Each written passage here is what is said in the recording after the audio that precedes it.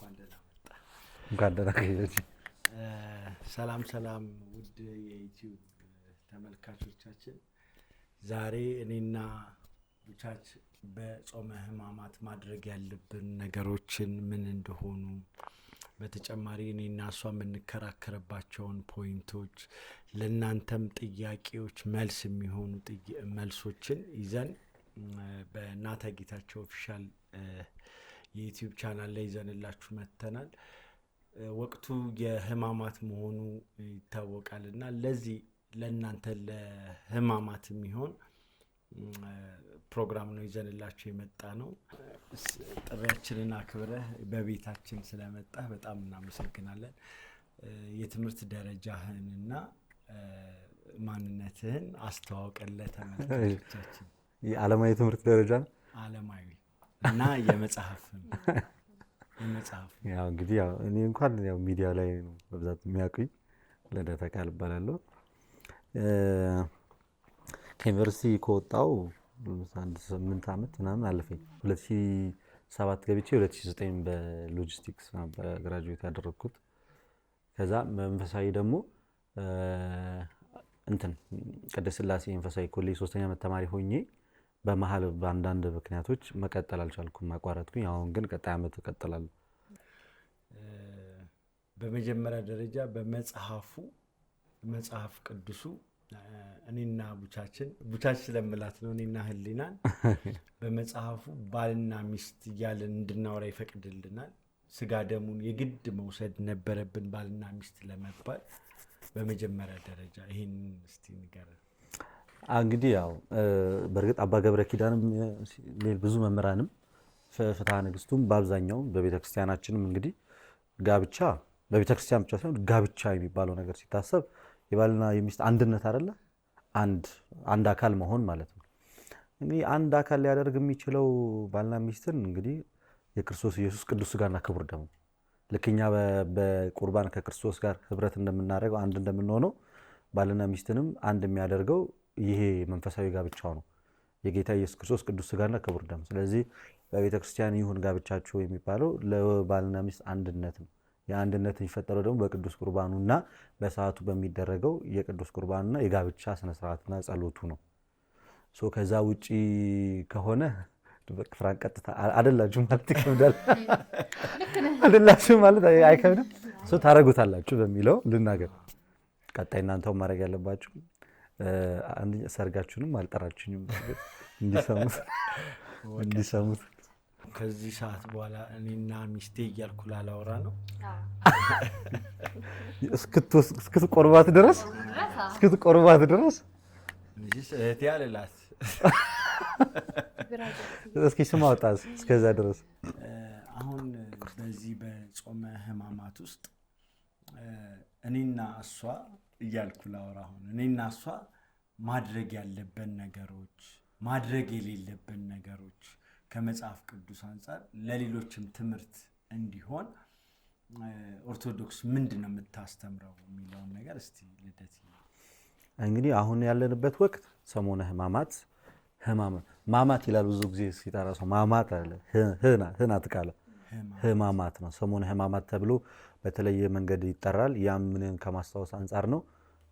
አዳም እንግዲህ እግዚአብሔር አምላክ አዳምን ፈጥሮት እዚህ በዘፍጥረት ምዕራፍ 1 ቁጥር 26-27 ላይ ሰውን እግዚአብሔርም አለ ሰውን በመልካችን እንዳሪያችን እንፍጠር ካለ በኋላ ወንድና ሴት አድርጎ ፈጠራቸው አለ። ወንድና ሴት አድርጎ ከፈጠረ በኋላ ምዕራፍ 2 ቁጥር 17 ላይ ደግሞ ከዚህ እንዳትበሉ በዚህ የበላችሁ ጊዜ ሞትን ትሞታላችሁ ብሎ ባዘዘ መሰረት አዳምና ሔዋን በሰይጣን ተታለው እባቡ ወይም አታሏቸው ምዕራፍ 3 ላይ ዘፍጥረት 3 ላይ ዕፀ በለሱን እንደበሉ እሷ በልታ ለባሏም እንደሰጠችውና ሁለቱም የእግዚአብሔርን ሕግ በማፍረሳቸው እግዚአብሔርን ከሚያክል አባት ገነትን ከምታክል ስፍራ ወጥተዋል፣ ከጸጋ ጎድለዋል፣ በኃጢአት ወድቀዋል፣ ደካማን ስጋን ይዘዋል። እና ከዛን ጊዜ ጀምሮ እንግዲህ ቤተክርስቲያናችን አቆጣጠር 5 ቀን ተኩል በኋላ ነው የሚለው 5500 ዘመን ይሄ የጨለማው ዘመን እስከ ክርስቶስ መምጣት ድረስ ያለዋል አይደለ? ያ የሐዘኑ ያንን ሰዓት የምናስብበት ሰዓት ነው። የአንድ ሳምንቷ ጊዜ የምናስበው በአጠቃላይ ምኑን ነው? ክርስቶስ ኢየሱስ ከመምጣቱ በፊት እና አዳም ከበደለ ሰዓት ጀምሮ ያለውን ጊዜ ያን ሰዓት ነው የምናስበው። እና ለዛም ነው በቤተክርስቲያናችን መንበሩም ታቦቱም ወርዶ መንበሩ ጥቁር የሚለብሰው ያንን ሀዘን ለመግለጽ ነው። ጸሎተ ፍትሐት ምንም የማይደረገው በዛን ሰዓት ላይ የሚሰጥ ምህረትም ይቅርታም ስለሌለ በዛን ሰዓት ላይ በኋላ ላይ የምናነሳዋለን። ከዛ አንጻር ነውና ያችን የምናስበው በዛች ወቅት በሰሞነ ሕማማት በዋነኝነት የሚዘከረው የክርስቶስ ኢየሱስ መከራው፣ ስቃዩ፣ ግርፋቱ፣ ሀዘኑ ነው። እንግዲህ እያንዳንዱ ዕለት የራሱ ስያሜ አለው። ለምሳሌ ሰኞ፣ ማክሰኞ፣ ሮብ፣ ሐሙስ፣ አርብ፣ ቅዳሜ፣ እሁድ ድረስ ልክ በተከታታይ የየራሱ ስያሜ ያለው። ስለዚህ በሕማማት ምንድነው ሕማማት ብለን ከተነሳን የጌታን መከራ የጌታን ስቃይ የደረሰበትን እያንዳንዷን ከዕለተ ዓርብም በፊት የነበሩትንም በተለይ ደግሞ በዕለተ ዓርብ ላይ የደረሰበትን ሕማሙን ስቃዩን እያሰብን እንደ ቤተክርስቲያን ስርዓት እየሰገድን ራሳችንን በጾም በጸሎት በድካም ውስጥ ሆነን ከእርሱ ድካም ተካፋይ የምንሆንበት ነው ማለት ነው። የሚወድ የሚኖር መስቀሌን ተሸክሞ ይከተለኝ እንደሚል መስቀሉን ተሸክመን የምንከተልበት መከራውን ይዘን የምንከተልበት ወቅት ነውና የሚደረጉ የማይደረጉ ነገሮችንም በዛው እያነሳን እንሄዳለን። ልክ ስትመጣ ሰላም አላልኩህም አይደል? አጨብጠህ ሰላም አልከኝ። ይህንን መነሻ ያደረኩት ለምንድን ነው? በሰሙነ ሕማማት ለምንድን ነው ሰላም የማንባባለው? ከጌታን ይሁዳ አሳልፎ ሲሰጠው ስምዖን ነው የሰጠውና ያንን ምሳሌ ከማድረግ አንጻር ብቻ ነው ወይስ ሌላ ቤተክርስቲያናችን የምታስተምረው? ትልቁ ምክንያቱ እሱ ነው።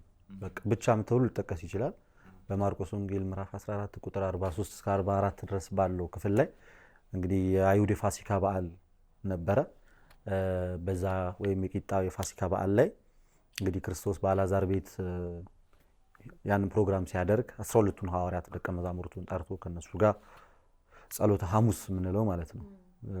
በዛን ሰዓት ላይ የቅዱስ ቁርባን ሚስጥርን የሚያሳያቸው ይህ ሥጋዬ ነው ይህ ደሜ ነው እሱን ብሉ እሱን ጠጡ ካላቸው በኋላ ወደ ጌተሰማኒ እንደሄደ በጌተሰማኒም ሲጸልይ እነሱ ደክሟቸው እንዳንቀላፉና በመጨረሻም የአይሁድ ጭፍሮችን ነግሯቸው ከእናንተ ውስጥ አንዱ አሳልፎ ይሰጠኛል ብሎ እንደነገራቸው ይሁዳ ለነሱም ምልክት የምሰጣችሁ ያው ያ እርሱ ነው ብሏቸው እንዳለ መምህር ወይ ብሎ ስሙ አሳልፎ ይሰጠዋል።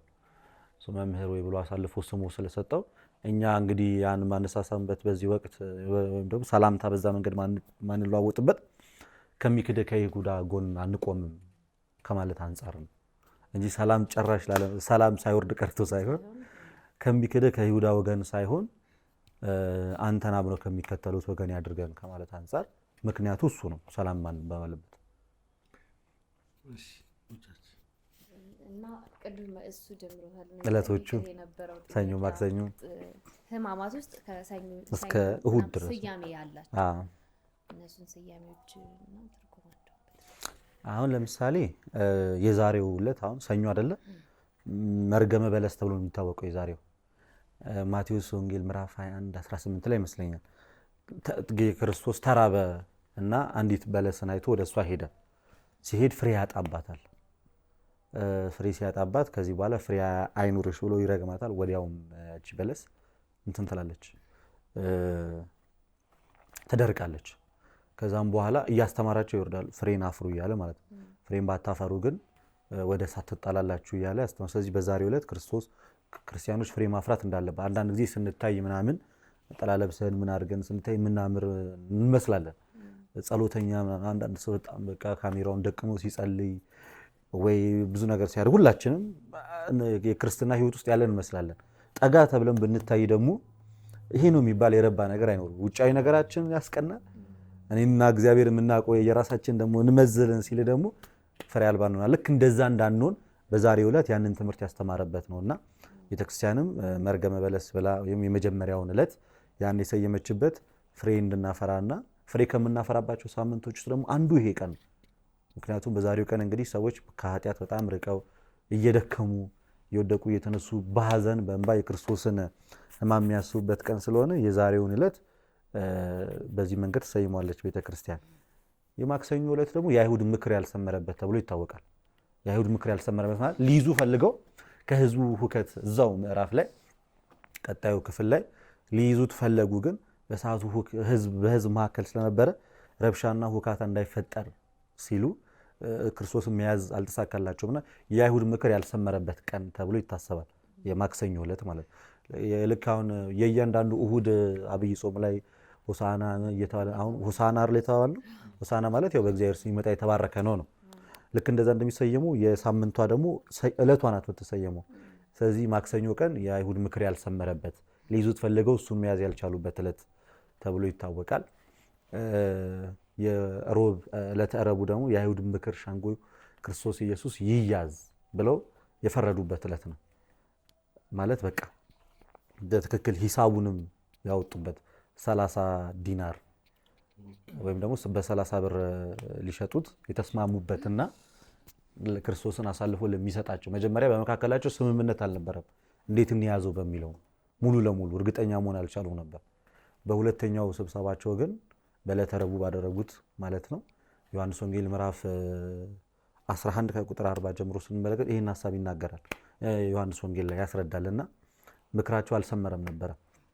በዚህ ዕለት ግን ምክራቸው ሰምሮ እንያዘው ብሎ ያረጋገጡበት ዕለት ነው። ለዛም ነው የደህንነት ጾም ብለን ሮብ ዓርብ የምንጾመውን ባይዜ ከበዓለ ሃምሳ በኋላ ሮብና ዓርብን በተለየ መንገድ የምንጾመው ክርስቶስ እንዲያዝ የተፈረደበት ዕለት ስለሆነ ያችን እያሰብን ሮብ የምንጾመው በነገራችን ላይ።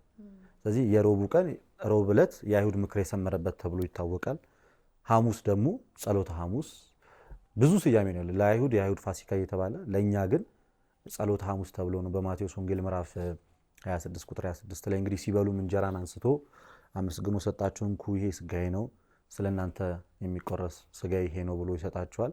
ጽዋውንም አንስቶ አመስግኖ ይህ ለኃጢአት ይቅርታ የሚፈስ የአዲስ ኪዳን ደሜ ነው ብሎ ጽዋውን እንደሰጣቸው አንድ ጸሎተ ሐሙስ፣ ሁለት ሕጽበተ እግር በመባል ደግሞ የሐዋርያቱን እግር ያጠበበት ዕለት መምህር ሆኖ ሳለ ዮሐንስ ወንጌል ምዕራፍ 13 14 ላይ አለ። እሱ እንግዲህ መምህር ሆኖ ሳለ ጌታ ሆኖ ሳለ ወርዶ የተማሪዎቹን እግር ያጠበበት ሕጽበተ እግር በመባል ሐዋርያቱ ከበበ እግረ አርዳ የውሃ ጸበ ተብሎ የተነገረ ሐዋርያቶቹን እንግዲህ በማከላቸው እንትኑን ፈቶ ወገቡን ላይ ያለውን ፈቶ ተንበርክኮ እግራቸውን ያጠበበት ነውና የትህትና ቀን ነው። መምህር ሆኖ ሳለ ያደረገ ብዙ ሚስጥር አለው በነገራችን ላይ። ከዛ ጋር ተያይዞ እንደውም ጴጥሮስ እኔ አንተን ላጥብ እንጂ አንተ እኔን ልታጥበኝ አይገባም ብሎ እምቢ ሲለው እኔ ካላጠቡ ከኔ ጋር አንተ እድል ፈንታ የለህም ብሎታልና በተለየ መንገድ ያንን ሚስጥር የፈጸመበት ነው። በሐሙስ ዕለት አንድ ጸሎተ ሐሙስ ተብሎ ይታወቃል። ጸሎተ ሐሙስ መባሉ ጌታ ኢየሱስ ክርስቶስ ያው በጌቴሰማኒ የዛን ዕለት ነው የጸለየው። ሌላኛው ሐዋርያትን እግር ያጠበበት ቀን ሁለተኛው የዘየች ሐሙስ ዕለት ማለት ነው። በሶስተኛ ደግሞ ሚስጥረ ቁርባንን ያሳየበት ቀን የቤተ ክርስቲያንን ምስረታ ያሳየበት ቀን ሚስጥረ ቁርባንን ያሳየበት ነው። እንግዲህ እንደ መምህርነቱ እንደ ሊቀ ክህነቱ ካህን እንደመሆኑ ያንን ሚስጥር ለሐዋርያቶች ካያችሁት ለ12ቱ ብቻ ነው ያደረገው። ስለዚህ ክህነት ላላቸው ብቻ ነው ሚስጥር የሚያዩት ማለት ክህነት ያላቸው ብቻ ናቸው ሚስጥርን ሊያዩም ሊፈጽሙም የሚገባው ሲል 12ቱም ብቻ ብዙ ጊዜ በህዝብ ፊት ያስተምራል። ብዙ ትምህርቶች ስለ ቅዱስ ቁርባንም እንኳን በህዝብ ፊት አስተምሯል በትምህርት ደረጃ። አሰራሩን ግን እያንዳንዱ እንዴት እንደሚደረግ ግን ለ12ቱ ብቻ ማሳየቱ ካህናት ብቻ እንደሚያደርጉትም ለማጠየቅ ነው። ለዛ ነው ካህናት ብቻ የሚቀድሱት፣ ካህናት ብቻ ሚስጥሩን ይፈጽሙት፣ ምእመን ያልተሳተፈበት ካህናት ብቻ ያደረጉት አገልግሎት ያ ነው። እና ጳጳሳቶቹ በዚህ ቀን ወርደው እግር ያጥባሉ ባይዘ ፓትርያርኩም ጭምር። ምክንያቱም ጌታም ይሄን አድርጎታልና ሐሙስ ያው ጸሎተ ሐሙስ ተብሎ በዋነኝነት በዚህ መንገድ ይገለጻል። ዓርብ ይታወቃል እንግዲህ ያው ስቅለቱን ስለ ብዙዎች ሲል እንግዲህ በመስቀል ላይ የዋለበት ቀን ነው። ዮሐንስ ወንጌል ምዕራፍ 19 ከቁጥር በቃ ዮሐንስ ወንጌል ከ19 ጀምሮ፣ ማቴዎስ ወንጌል ከ21 ጀምሮ፣ ማርቆስ ወንጌል ከ14 ምዕራፍ ጀምሮ፣ ሉቃስ ወንጌል ምዕራፍ 23 ይሄንኑ ነው በቃ አብዛኛው ሲይዙት፣ ሲያንገላቱት፣ ሲገርፉት፣ ሲገረፍ፣ ምራቅ ሲተፋበት፣ የሸዋ አክሊል ጭንቅላቱ ላይ ሲያደርግ፣ አይሁድ ሲያላገጡበት፣ እርጥብ እንጨት ተሸክሞ እየወደቀ እየተነሳ ወደ ቀራንዮ የሄደበት ዕለትና በስተመጨረሻም በመስቀል ላይ እጆቹን ዘርግቶ ስለ ብዙዎች ኃጢአት እንግዲህ እሱ ብዙዎችን ይወርሳል ተብሎ እንደተነገረለት በትንቢተ ኢሳይያስ ምዕራፍ 53 ላይ እንግዲህ በግልጽ ተነግሯል ስለ ክርስቶስ ኢየሱስ መከራ። እንደውም ብናነበው እሱን ክፍል ከመጽሐፍ ቅዱሱ ብናነበው ይሻላል። ከዚህ ከመጽሐፍ ቅዱሱ ብናነበው ይሻላል። ምክንያቱም በጣም በተለየ መንገድ ነው እዛ ላይ የተገለጸው። እሱን ባላነብ እኔ ራሱ አይ ቲንክ ቅር ይለኛል ይመስለኛል። ምክንያቱም ኢሳይያስ ላይ ያለው ቃል ካያችሁት ብዙ ጊዜ በቀጥታ አዲስ ኪዳን ላይ ራሱ እንደዛ ተጽፏል። ኢሳይያስ ላይ እንደተጻፈው እውነቱን ለመናገር የነቢያት መጽሐፍ በእንትን ሲሆን ስለሚቀል እኮ ነው። በስልክ ሲሆን ይቀላል። ደርሻለሁ። ትንቢተ ኢሳይያስ ምዕራፍ 53 ላይ ይኸውና እንደዚህ ብሎ ይናገራል። እንግዲህ ከቁጥር 1 ጀምሮ እንዲህ ይላል። ጌታ ሆይ ንግግራችንን ማን ያምናል? የእግዚአብሔር ክንድ ለማን ተገልጧል? ነገራችን በፊቱ እንደ ሕፃን በደረቅ መሬትም እንዳለ ስር ሆኗል። መልክና ውበት የለውም፣ እነሆ አየነው፣ ደምግባትም የለውም፣ ውበትም የለውም። መልኩም የተናቀ ከሰው ልጆቹም ሁሉ የተዋረደ የተገረፈ ሰው መከራም የተቀበለ ነው። ፊቱን መልሷልና አቃለሉት፣ አላከበሩትም። እርሱ ግን በእውነት ደዌያችንን ተቀበለ፣ ሕማማችንን ተሸከመ። ስለ እኛም ታመመ፣ እኛም እንደታመመ እንደተገረፈ ቆጠር ነው። እርሱ ግን ስለ ኃጢአታችን ቆሰለ፣ ስለ በደላችንም ታመመ። የሰላማችንም ተግሣጽ በእርሱ ላይ ነበረ፣ በእርሱ ቁስል እኛ ተፈወስን። እኛ ሁላችን እንደ በጎች ተቅበዝብዘን ጠፋን፣ ከእኛ እያንዳንዱ ወደ ገዛ ወገኑ አዘነበለ። እንወደው ዘንድም ደምግባት የለውም ተብሎ የተነገረለት እዚህ ነው። በቃ እንደተገረፈ ማለት የሕማም ሰው ደዌን የሚያውቅ ተብሎ የሚነገርለት በዕለተ ዓርብ ከተቀበለው መከራ አንጻር ነው። ያው እንግዲህ ዕለተ ዓርብ ይህንን ያሳያል። ቅዳሜ ደግሞ ምን ይመስላችኋል? ቅዳሜ ስያሜ ከዚህ መጽሐፍ ላይም አለ። በእርግጥ ቅዳሜ ቀዳም ስዑር ወይም የተሻረችዋ ቅዳሜ ተብሎ ይታወቃል። ለመጀመሪያ ጊዜ ሰንበት የምትሻርባት ዕለት ያቺ ዕለት ናት፣ የመጨረሻዋ ማለት ነው። ምክንያቱም ካያችሁ ሰንበትን አክብሩ ነው የሚለው። የመጀመሪያው ሰንበት ቅዳሜ ነው። በዚህ ክርስቶስ መፍጠር የጀመረው አምላካችን እግዚአብሔር መፍጠር የጀመረው እሑድ ነው፣ የጨረሰው ዓርብ ነው። የአይሁድ የመጀመሪያ ቀን በነገራችን ላይ እሑድ ነው፣ የመጀመሪያው ቀን። ሰንበታችሁ እኛ ሰኞ የምንለው የእነሱ እሑድ ነው፣ የመጀመሪያው ቀን። ትልቁ ሰንበታችሁ ለእነሱ ደግሞ ቅዳሜ ነው በአይሁድ ስርዓት። እና የተሻረችዋ ቅዳሜ የቄጤማ ቀን የተባለ ይታወቃል። ቀዳም ስዑር ተብሎ ቄጤማ ይሰጣል። ሰላም ተብሎ ይሰበካል። በቃ ሰላም ሆነ ተብሎ ይሰበካል። እና ያቺ ቄጤማ እንግዲህ እንደው ምልክቷ ያው ኖህ መርከቡ መግደሏን ሄዳ መታ መርከቡ ከመርከብ ልኳት ውሃው መግደሉን አይታ አው ጎሏል ብላ ለምልክት ይዛ የመጣችው ቄጤማውን። ልክ እንደዛው በቅዳሜ ቀን የቅዳሜ ያው ቅዳም ስዑር የተሻረችዋ ሰንበት። ምክንያቱም በዛ ቀን ስራ መስራት ይቻላል፣ ሁሉንም ነገር ማድረግ ይቻላል። በዓመት አንድ የምትሻረው የዛን ቀን ብቻ ነው። እሑድ ደግሞ ያው እንግዲህ እነሆ ክርስቶስ ላንቀላፉት በኩራት ሆኖ ከሙታን መካከል ተነስቷል ተብሎ የክርስቲያኖች ትልቁ በዓላቸው፣ ከበዓላት ሁሉ አብይ በዓል እንግዲህ ትንሣኤ ነው። ትልቁ የድል ቀን፣ የምስራች ቀን፣ የደስታ ቀን፣ ክርስቶስ ሞትን ድል አድርጎ የተነሳበት ቀን ደግሞ ያው እሑድ ነው፣ ትንሣኤ ነው። እሺ እንዳይጠፋብኝ ልጠይቅ አንድ ጥያቄ። አሁን ይሁዳ ከዛ ራሱን አጠፋ። በራሱ ፍቃድ ወዶ ፈቅዶ ነው አይደል? ማንም አላስገደደውም። ይሁዳ ታንቆ ሞተ ነው የሚለው። ታንቆ ሞተ፣ ራሱን አጥፍቷልና ተጸጸተ ይልና። ግን አሁን ለምሳሌ እኛ ክርስቶስ ለእኛ ሲል መከራን ተቀብሎ ታሞ ተወቅቶ ተሰቅሎ ሞተልን። እኛ ድህነት አግኝተናል በክርስቶስ። በመጽሐፍ ቅዱስ ግን የመጀመሪያው ሟች ራሱን አጥፍቶ ሲኦል የሚገባና ገነትን የማይወርስ ይሁዳ ነው አይደል? እንግዲህ ያው ከጌታ ራሱን አጥፍቶ ከሞተ ሲኦል መጀመሪያ ይግባ አናውቅም። እሱን የሚያውቀው እግዚአብሔር ነው። ግን ያው ራሱን አጥፍቶ እንደሞተ መጥፎ አሟሟት እንደሞተ መጽሐፍ ይናገራል። ይቅር እንዳለው መጽሐፍ ቅዱስ ይቅርታም አልጠየቀም። ይቅርታ አልጠየቀም። ግን ያው በቃ እንደዛው ከነ ኃጢአቱ ግን ተጸጽቶ ግን ራሱን አጥፍቶ ሞተ። ራሱን ማጥፋት ራሱ ያው ወንጀል ነው። እሱም ራሱ ተጨማሪ በደል ነው። ያው ሲኦል ነው ብለን ምናምነው አይደል? እኔ እንደዛ ነው የተነገረን ያደግነው እንደዛ ነው። እንግዲህ ሌላኛው ጥያቄ ደግሞ ዛሬ ስትመጣ ልደት ሲመጣ ጠይቀዋለሁ ብዬ ሳስብ የነበረው ጥያቄ ምንድን ነው? በኖርማል ዴዮች ኖርማል ቀናቶች ላይ ቤተክርስቲያናችን ለምእመኑ የምታገለግልበት ስርዓቶች ሁነቶች አሉ እና በዚህ በጾመ ሕማማት ደግሞ የሚቆሙ ስርዓቶች አሉ። በዚህ በጾመ ሕማማት ውስጥ የሚቆሙ ስርዓቶች ምን ምን ናቸው? የማይደረጉ ነገሮች ናቸው? ለምንድን ነው የማይደረጉት? እንግዲህ ትልቁ የማይደረገው እንግዲህ ስርዓተ ቅዳሴ ነው። ስርዓተ ቅዳሴ አይከናወንም። ስርዓተ ቅዳሴ የማይከናወንበት ዋነኛ ምክንያቱ ደግሞ እንግዲህ ቤተክርስቲያን ትልቁ ጸሎት ቤተክርስቲያን እንደ ቤተክርስቲያን የቆመችበት በቅዳሴ ነው።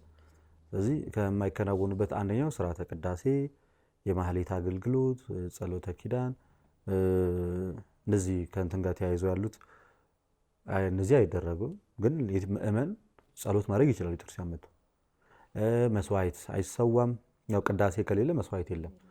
መስዋዕት የማይሰዋበት ደግሞ ያው ክርስቶስ ገና ስላልተሰዋ እኛ አሁን ያለነው በብሉይ ኪዳን ዘመን ያንን ነው የምናስበው አይደል ያለው። ስለዚህ በሐዲስ ኪዳን ይደረጉ የነበሩት እያንዳንዱ ነገሮች በዚህ ሰዓት አናደርጋቸው እስከ ዕለተ ትንሣኤ ድረስ። በእርግጥ ጸሎተ ሐሙስ ላይ ቅዳሴ አለ፣ ቅዱስ ቁርባንም የለም አለ። በሕማማት ሳምንት ሐሙስ ብቻ ነው የሚኖረው ቅዳሴም ቁርባኑም። ከዛ በኋላም አይኖርም። ከዛ በኋላ አርብም አይኖርም፣ ቅዳሜም አይኖርም፣ እሁድ ነው የሚኖረው። ሰኞ ማክሰኞም አይኖርም። ለምንድን ነው የማይኖርበት? ያው እንዳልኳችሁ ገና ክርስቶስ መከራውን ተቀብሎ ሞት እንድል አድርጎ እንኩ ሥጋ ይሄ ነው ስላላለን የዛን ሰዓት የምናቀርበው ምንም መስዋዕት የለም። የብሉይ ኪዳን ዘመን ላይ ነው ያለነው። በብሉይ ኪዳን ደግሞ የምንሰዋው የሐዲስ ኪዳን መስዋዕት ስለሌለ ያ አይኖርም። ውዳሴ ማርያም ጸሎት ማድረግ ግን ይቻላል። ውዳሴ ማርያም ጸሎት ማድረግ ይችላል። ጸሎተ ሃይማኖት ሀመ ወሞተ እስከሚለው ድረስ እስካለችዋ ወይም ሞቶ ተነሳ እስከሚለው ሳይሆን ታመመ እስከሚለው ድረስ ይጸለያል። የግልም የማህበርም መዝሙረ ዳዊት በተለይ በዚህ ሰዓት ላይ ጸሎት እንዲደረግ ቤተክርስቲያን አበክራ ትመክራለች፣ የመዝሙረ ዳዊትን ጸሎት። ከዛ ውጪ ያው ትልቁ ስርዓቱ ዝማሬ የምን ዝማሬዎች? እነዚህ በከበሮ የምናደርጋቸው ዝማሬዎች ከሌሎችም ዝማሬ አሁን ለምሳሌ በአብይ ጾም ላይ እንዘምራለን። የቸብቸቦ ወይም የሚሆኑት መዝሙሮችን እንዘምራለን። የሕማማት ላይ እነሱን ነው ማንዘምረው። ለምን ነው ማንዘምረው? ሞር ትኩረት የምናደርገው ሐዘኑንና መከራውና ስቃዩን የሚገልጹት የበገና መዝሙርም አይኖርም። በእርግጥ የንስሐ መዝሙሮች በእጅ የማይጨበጨቡ በአንደበት ብቻ በሚያሳዝን ድምፅ እየወጡ የሚዘመሩ ዝማሬዎች ብቻ ይሆናሉ ማለት ነው። እነዚህ ሁሉ ለምን? ክርስቶስ ኢየሱስ ያለበትን ሕማሙና መከራውን ስቃዩን ለማሰብ ነው። ግን ትልቁ አገልግሎት ቤተክርስቲያን የምትሰጠው ቅዳሴ አይደል? ቅዳሴ አይኖርም፣ ክርስትና አይኖርም። የምናስነሳው ክርስትና አይኖርም። ወዴት እንጨምረዋለን? ቅዳሴ የለ፣ ክርስትና የለ፣ ፍትሐት የለ፣ ፍትሐትም አይኖርም። በዚህ ወቅት ሰው ቢሞት ፍትሐት አይደረግለትም። እንደዚሁ ነው የምንቀብረው። አይደረግም፣ ጸሎቱ ፍትሐት አይደረግም። ምክንያቱም ማሰር መፍታት የምንችልበት ደረጃ ላይ አይደለንም። ያ ስልጣን አልተሰጠንም። ሕማማት ግን ከመግባቱ በፊት ይቻላል። ያ ሆሳዕና ዕለት፣ ለዛም ነው የሆሳዕና ዕለት ባይዜ ረጅም ሰዓት ከቅዳሴው በኋላ ረጅም ጸሎት ተደርጎ ጸሎተ ፍትሐት ይደረግ የለ። ምክንያቱም በሰሙነ ሕማማት ያ ማድረግ ስለማይቻል ነው። እና ፍትሐት የለ፣ ክርስትና የለ፣ ቅዳሴ የለ፣ ጸሎተ ቅዳሴ የለ፣ ቁርባን የለም። እነዚህ አገልግሎቶች አይኖሩም በእንትን ጊዜ ማለት ነው። በሕማማት ጊዜ የሚኖሩት ደግሞ አሉ። በተቃራኒ ደግሞ ምን አለ እንግዲህ የሕማማት ሰሞን እንደመሆኑ ግብረ ሕማማት ተብሎ የክርስቶስ ኢየሱስ ሕማሙን የሚገልጸው ከእያንዳንዱ ከትንቢተ ኢሳይያስ ከመዝሙረ ዳዊት ከአዲስ ኪዳን መጽሐፍ ተወጣቶ ከአበው ትምህርት ተወጣቶ በጣም ትልቅ መጽሐፍ አለ። ስለዚህ ምን ይደረጋል ማለት ነው? የግብረ ሕማማት ይነበባል። ረጅም ሰዓት ይሰገዳል።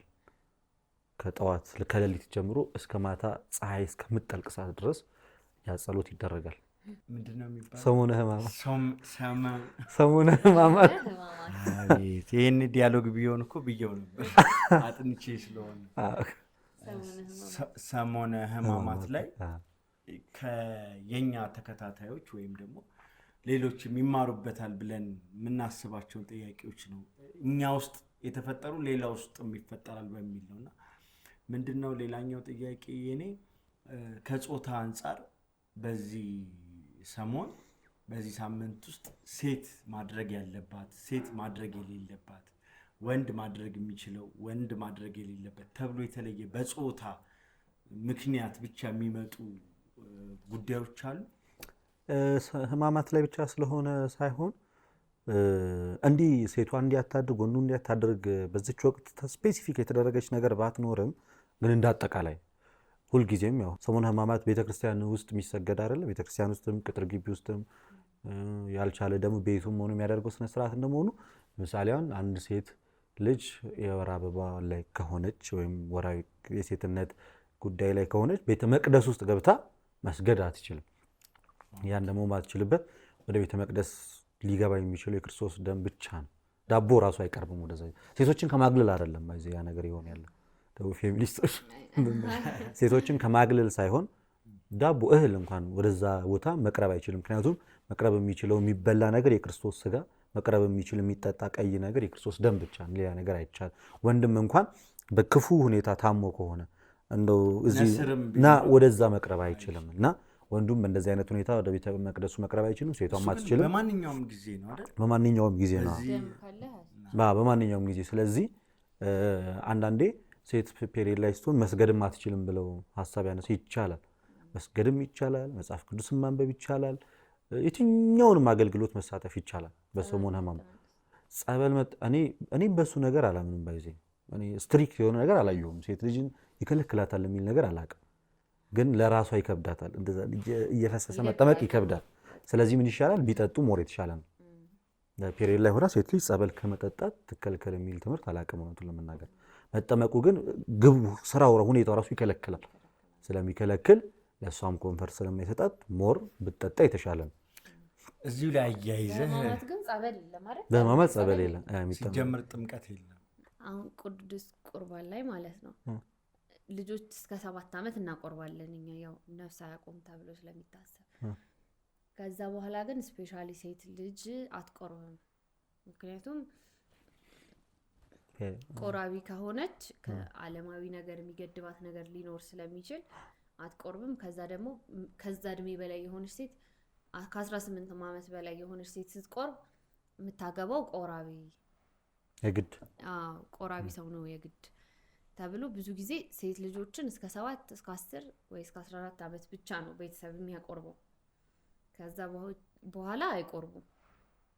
ስፔሻሊ ሴቶች፣ ወንዶችም አይቆርቡም። ግን ብዙ ያየሁት ነው ሴት ልጆች ላይ ነውና እኔ ሴት ልጅ እናትም ስለሆንኩ እውነቱን ለመናገር በቅዱስ ቁርባን ሴት ብቻ ተብሎ የተገደበ ነገር የለም። እንደዚህ አይነት ነገር ወንድም ከቆረበ በኋላ ያን የሚከለከሉት ነገሮች ለወንድም ለሴትም እኩል መሰለኝ እኩል ነው። ግን ከእድሜው የእድሜ ገደቡን ከ7 ዓመት በኋላ ሴት ልጅ ከዛ ደግሞ 14 ወይ ፔሪየድ ማየት ጀምር ደግሞ የሚከለከላል ይላሉ። እንደገና ደግሞ የምትቆርብ ከሆነ የግድ ቆራቢ ስለሆነ ማግባት ያለባት ብታቆም ይሻላል እያሉ ደግሞ ከቁርባን በዚህ ምክንያት ይከለክላሉ።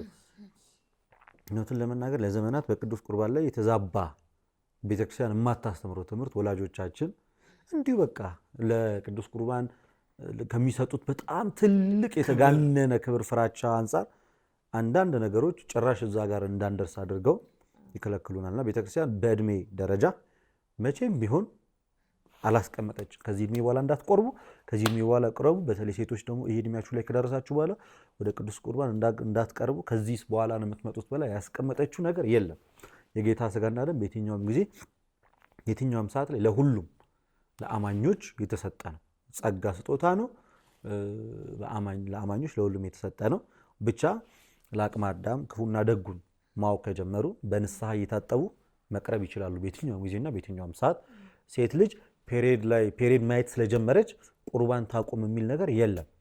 ፔሪየድ ማየት ጀመረች ማለት አድጋለች ማለት ነው። ስለዚህ አትቁረብ የሚል ሕግ የለም። ፔሪየድ አይታ በዛ የመንጻቷ ወራት ከተፈጸመ በኋላ ዝግጁ ከሆነች ከንስሐ አባቷ ጋር ተመካክራ መቁረብ አትከለከልም። አገባችም አላገባችም መቁረብ አትከለከልም። ወንዱምም አይከለከልም ንስሐ እስከገቡ ድረስ። ሌላኛው ከጋብቻ አንጻር ቤተክርስቲያን እንዳልኳችሁ የምትፈቅደው ጋብቻ የቤተክርስቲያን ጋብቻ ነው። ደግሞ በስርዓተ ቁርባን መጋባትን ነው። እሷ ማግባት ፈልጋ ቆራቢ ሆና ማግባት ፈልጋ የግድ ቆራቢ ታግባ የሚቆርብ ታግባ የምትባለው ከምን አንጻር ነው? እሷ ወደ ሚስጥሩ የቀረበች ስለሆነ ያለችበት ኢንቫይሮንመንት ጋብቻውን ህጋዊ የሚያደርገው ቁርባን ስለሆነ ቆርበው ይጋቡ ከሚል አንጻር ነው እንጂ ነፃ ፈቃዷን ተከላክሎ ያለ ቁርባን እኮ ማግባት ይችላሉ ብትል መብቷ ነው። ግን ጋብቻዋ ቤተክርስቲያናዊ ጋብቻ አይሆንም ነው እንጂ እኮ ከዛ በኋላ እሷም መቁረብን እኮ ታቆማለች ማለት ነው ወደዛ ነገር ውስጥ ከገባች። ግን እንደዛ ከሚሆን ሁለቱም ንስሐ ገብተው በቁርባኑ ጋብቻቸውን አድርገው እግዚአብሔር እንደፈቀደላቸው መውደቅ መነሳት ሊኖር ይችላል ምናምን ያንን ከነሳ አባታቸው ጋር የተመካከሩ ከሚስጥሩ ሳይርቁ ቢኖሩ የተሻለ ነው እንጂ የተገዳደበ ነገር የለውም ጭራሽ። ግን ተመልሰ በሰሞነ ሕማማት ንስሐ አለ የለም አይፈጸምም። እሱ ከሰባቱ ሚስጥራት ውስጥ ሚስጥረ ንስሐ አይፈጸምም፣ ሚስጥረ ተክሊል አይፈጸምም፣ ሚስጥረ ሜሮን፣ ሚስጥረ ጥምቀት በቃ አብዛኛው ሚስጥራቶች አይፈጸሙም ባጭሩ የለም። እሺ ልደቴ አሁንም ወደ ሰሞነ ሕማማት ትንሽ መለስ እያደረግኩ ልምጣና በቃ ኦሬዲ ስለተፈረደብን አሁን በመጽሐፉ ባልና ሚስት በሰሞነ ሕማማትም ሆነ በዚህ በሁዳዴ ጾም በአብይ ጾም የሚፈቀድላቸውና የማይፈቀድላቸው ነገሮች አሉ። ባልና ሚስት እስከተባሉ በመጽሐፉ እነሱ ነገሮች ምንድን ናቸው? ይሄ አብሮ ከመተኛት ሌላ ግንኙነት ከማድረግ አንጻር በሕማማት ደግሞ ስፔሻሊ ደግሞ የሚደረጉ የሚከለከሉት ነገሮች ምን ናቸው? እኔ ስላላገባው እንግዲህ ሳትጨነቅ ነው ማለት ነው። ያው በጾም ወቅት እንደምታዩት እንግዲህ ፈቃደ ስጋችንን ለፈቃደ እንዲህ አይነት ነገሮች በብዛት ለመንፈሳዊ ነገር ከማድላት አንጻር ነው የምንመለከታቸው። እውነቱን ለመናገር ስለዚህ ስጋዊ ፈቃድ ላይ ባልና ሚስት ህጋውያን ናቸው። ጋብቻቸውም ንጹህ ነው፣ ጋብቻቸውም ቅዱስ ነው፣ መኝታቸውም ንጹህ ነው። ስለዚህ የግብረ ስጋ ግንኙነት ከማድረግ አይከለከሉም ባልና ሚስት እስከሆኑ ድረስ። አይ ቆይ ገና አልጨረስኩም እንዴ! አላ የፈጠነ ረቷላ እኔ እኮ እኛ ጋር አልመጣሁም፣ ገና ወደ ጾሙ አልመጣም። ከጾሙ ጋር እየሄድኩ አልተናገርኩት። አይ ነው እንደዛ እያልኩ አይደለም ማለት እንዳጠቃላይ ያው በቤተክርስቲያናችን እንግዲህ ግንኙነት የሚለው ነገር የሚፈቀደው ከጋብቻ በኋላ ነው። ተጋብተው ነው ባልና ሚስቶች እዛ ነገር ላይ የሚደርሱት። በተለየ ግን ይቻላል ያልኩት እሱን ነው። አይከላከሉም ያልኩት እስከ ተጋቡ ድረስ ባልና ሚስት እስከሆኑ ድረስ ሚስት በባሏ ባልም በሚስቱ ስጋ ላይ አንዱ ያንዱ ነው። ስለዚህ መከላከል አይችሉም። ግን በጾም ወቅት በቤተክርስቲያን ሲጋቡ ነው። እናንተ እኮ አትችሉም። መከልከል ይችላል። ስም ይችላል። ማን ነው የተከለከለው? ማን ነው የፈቀደው? በቤተክርስቲያን ፊት ካልሆነን አረ በእኛ አሁን በሁለታችሁ ማን የተከለከለው? ማን ከልካዩ? ማን የተከለከለው? ማን ፈቃጅ? እሱን እናወራለን ሲመስለኝ። እኔ ልናገር ተናገር የሚመስል እስቲ ማን ይመስላል? እኔ አይናችሁን ሳይ እሱም ቢያል ይመስላል። አውቃል እንዴ? እኔ እንዴ ማን መሬት ላይ የሚተኛው? እሱ ነው የሚተኛው። እሱ ነው የሸሸው። እሱ ነው የሸሸው። እኔ አምናም እንደዛ ነው ያደረኩት። አምናም አብዛኛው ጊዜ እውነት ለመናገር እሷንም ሳላገባ በፊት ሁዳዴን በጣም መወደውና ማከብረው ጾም ነውና ያው ስለ ራሴ መታበይ እንዳይሆንብኝ እንጂ አልጋ ላይ ራሱ አልተኛም ሁዳዴን ሙሉ እና ደስ ብሎኝ ነው። ደግሞ በቃ በጣም ጤንነቴ ተጠብቆ አመጋገብ ተስተካክሎ በቃ ሁሉ ነገሬ ስራዬ ተስተካክሎ ማልፍበት በየአመቱ ማልፍበት ወራት ቢኖር ሁዳዴ ጾም ነው። በጣም ነው ምናፍቀው። ፋሲካንም እንደዛው በዓሏን ዕለቷን ትንሣኤንም በጣም የምወደው በዓሌ ትንሣኤ ነው ለኔ። እኔ ገና ነው በጣም የምወደው በዓል። እኔ ደግሞ ፋሲካን ነው የምወደው በጣም በቃ እንደ አዲስ ኢቭን ኢፍ አንድ ጊዜ እውነት በርሜል ጊዮርጊስ ጸበል ሄጄ ለመጠመቅ እዛ ስርዓቱ ተሰወርክ? ከዛ አልተሰወርኩም። እኔ ድንገት ሆኖ አልተሰወርኩም። ልቤን ግን አፈነኝ፣ አመመኝ ምናምን። ግን ንስሐ ትገባለህ። ሁሉ ነገር ያን ታይም ንስሐ የገባውበት ታይም በቃ እንደ አዲስ የተወለድኩ ነው የመሰለኝ። የንስሐን ጥቅሙን የዛን ጊዜ ለሰው መመሰክራት ታይም ንስሐን ጥቅሙን አውቃታለሁ እና ደስ ነው የሚለኝ። በቃ ፋሲካንም ልክ ያ ስሜት ነው የሚሰማኝ እና እስቲ ወደ እንትናችን። ስለዚህ በጾም ባልና ሚስት ፈቃደ ሥጋ ያደረጉ ዘንድ ቤተክርስቲያን አትመክርም። በዛን ወቅት በጾም በጸሎት እንዲያሳልፉ ግን ሰው ናቸውና እስከበሉ እስከጠጡ አብረው እስከኑ አንድ ቤት እስከሆኑ ድረስ ሥጋዊ ፍላጎት እንግዲህ ናቹራል ነው ይሄ ስሜት አይደለ? ስለዚህ እንደው የግድ ያን ነገር መፈጸም የሚኖርባቸው እንዳይፈጽሙ የሚከለክላቸው ነገር የለም። ሞርን ያን ነገሮች ያው ከንስሐ አባት ጋር ነው የሚያልቀው። በትንሣኤ እሑድ ዕለት ይሄ የእርድ እንዴት ነው የሚፈጸመው? መብላታችን ስንት ሰዓት ነው የሚባል በጣም ብዙ ጊዜ አወዛጋቢ ነገሮች አሉ። እርድ የሚፈጸመው በስንት ሰዓት ነው? በሰዓቱን እንደዚህ መሆን አለበት? ይህን ያህል ጊዜ ጾመን ምን አለ ቢነጋ ከቅዳሴ በኋላ ሰው እኔ አሁን በምንድን ነው ማምነው ብዙ ውዝግብ ስላለ መብላት የምንጀምረው ከቅዳሴ በኋላ ነው። ለምሳሌ 12 ሰዓት ላይ ቀን ምናምን ዶሮ የሚያርድሰዋል። እኔ አልመክርም፣ ያው ልክ አይደለም።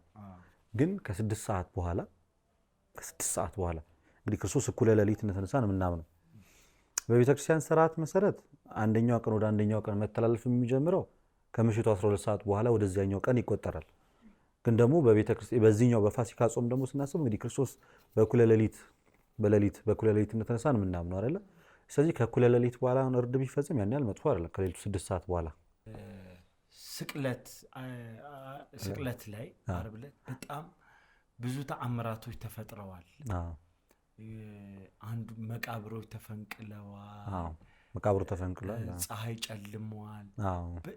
በታሪክ ወይ መጽሐፉ ላይ የተጻፈ ነገር ካለ በዛን ጊዜ ሰዎች ምን ብለው ይሆን? መቃብሮች ሲፈነቀሉ ምን አይነት ድንጋጤዎች፣ ምን አይነት ነገሮች ተከስተዋል? ዲዮናስዮስ የሚባለው የቤተክርስቲያን አባት ጽፎታል። ዲዮናስዮስ የሚባለው የቤተክርስቲያን አባት እና ሐዋርያው ጳውሎስ ሲያስተምር በጨረፍታ የሱን ትምህርት ይሰማኝ ነበር እና ደግሞ በእንትን ደረጃ ፈላስፎች ነበሩ ያን ነገር ሲያጠኑ የነበሩ ምንድን ነው ከሚለው አንጻር በምን ሆነ በሚለው ግን በቤተክርስቲያናችን ሃይማኖተ አበው ላይ በደንብ አለ ይህ ትምህርት።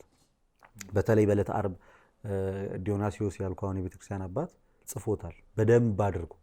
የዛን ሰዓት ላይ በቀን በጠራራ ፀሐይ እንዴት እንደጨለመ፣ ጨረቃ እንዴት ደም እንደለበሰች፣ ፍጥረታቶች እንዴት እንዳዘኑ ያንን ታሪክ በጣም በስፋት አድርጎታና ከታዩ ታምራቶች ውስጥ አንደኛ እሱ ለምን ያ ሆነ ቢባል የአምላክነት ስልጣኑና ጌትነቱን ለመግለጽ ነው።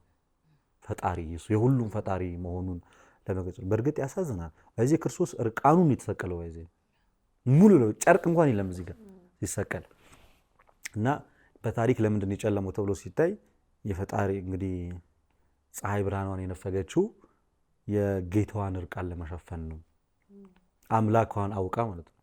በእርግጥ ያውቁታል፣ እሱም የፈጠራቸው የጌታዋን እርቃን ለመሸፈንና ሐዘኗን ጨረቃ ደም የለበሰችው የጌታችን የአምላካችን የጌታችን ኢየሱስ ክርስቶስን ሞትና ሐዘን ለመግለጽ ነው። እሺ ከስግደት ጋር ከዕለተ ዓርብ ስግደት እንግዲህ እንሰግዳለን እና አሁን ስለ ስግደት ዓርብ ነው። አሁን በጾሙ በዚህ በጾም በሁዳዴ ጾም አብይ ጾም ከገባ ጀምሮ ነው ስግደቱ የሚሰገደው ወይስ ዕለተ ዓርብ ብቻ ነው ወይስ ሁሌ ውዳሴ ማርያም መዝሙረ ዳዊት ስናደርስ በጸሎት ሰዓታቶችም ስግደት ይደረጋል? ሁሌ ነው ስግደት። በተለይ አምልኮ ስግደት በሰንበትም አይቋረጥም። ለምሳሌ አሁን ዘወትር ጸሎት ላይ ይሰግድ ለአብ ሰግድ ለወልድ ሰግድ ለአብ ሰግዳለሁ ለወልድ ሰግድ ያው የአምልኮ ስግደት ነው። አሁን ያ እሁድ ቀንም ይሰገዳል። ስግደት ተቋርጦ አያውቅም። የአምልኮ ስግደት በየትኛውም ጊዜ ነው በየትኛውም ሰዓት አይቋረጥም። አሁን ያልሽኝ ስግደት ግን ይሄ በጣም ረጅም ስግደት ግን ጾሙ ከተጀመረበት ሰዓት ጀምሮ ተብሎ ከተጀመረበት ሰዓት ጀምሮ ይሰገዳል። ጾም ከመግባቱም በፊትም ሰዎች ያንን ስግደት ብቻ የግዝት በዓላቶች ያኑ እንጂ ይሰግዳሉ። የበዓለ ሀምሳ ላይ ነው በዛ ልክ ራሳችንን እያደከመን መስገድ የማንችለው እንጂ ያ ስግደት ምን ጊዜ የሚቋረጥ ስግደት አይደለም። በዓለ ሀምሳ ማለት ከትንሣኤ በኋላ ባለው ያ የደስታ ያ በዓለ ሀምሳ ማለት እኮ በገነት ውስጥ የምንኖራት ህይወት ማለት ነው። ለሰት ድካም ሀዘን የለም። ስለዚህ ከዛ አንጻር ምግቡ የማይከለከለው እንደልባችን የምንሆነውና ከዛ አንጻር ነው። ግን ስግደቱ አብይ ጾም በጀመረባት ዕለት ጀምሮ ይሰገዳል።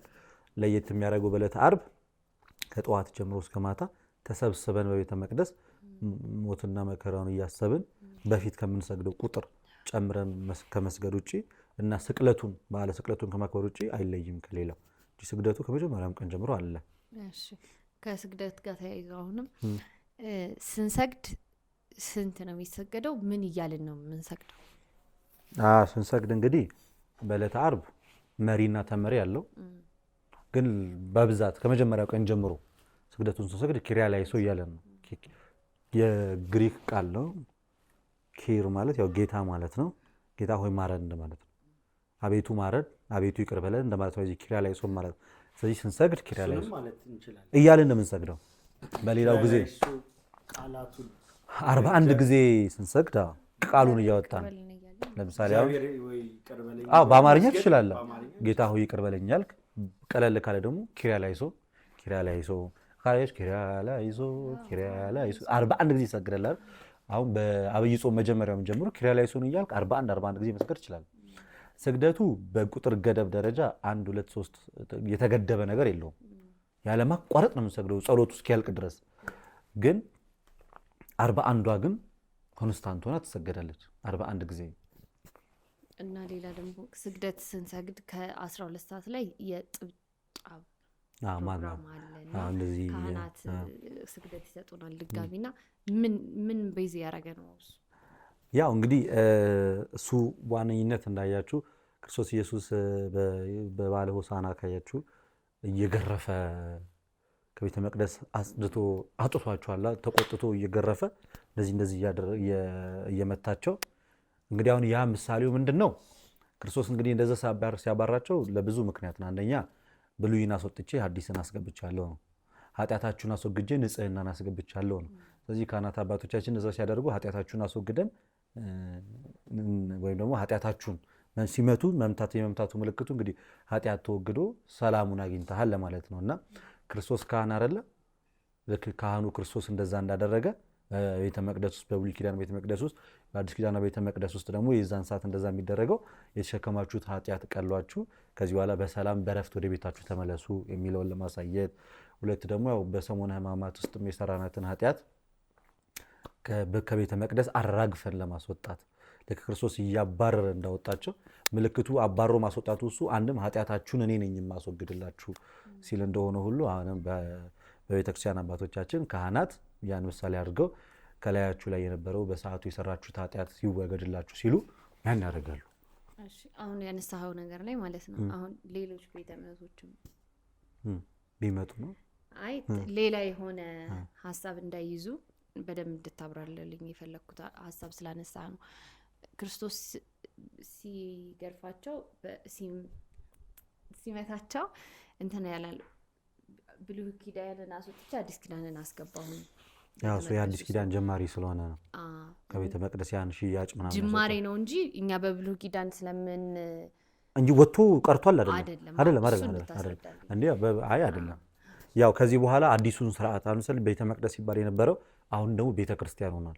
ለተወሰኑ ለአይሁዳውያን የተሰጠው ቤተ መቅደስ አሁን ደግሞ ለአማኞች ሁሉ ተሰርቶ ቤተ ክርስቲያን ሆኗል የሚለውን ለማሳየት ነውና እነዛ የብሉይ ኪዳን አገልጋዮች አይደሉ?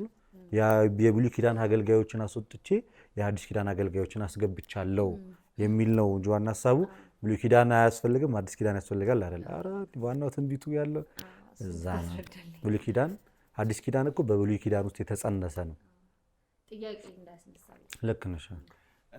በዚህ ሰሞነ ሕማማት ላይ አሁንም እንደገና ምን አለ አይምሮ ውስጥ ይፈጠራል መሰለ።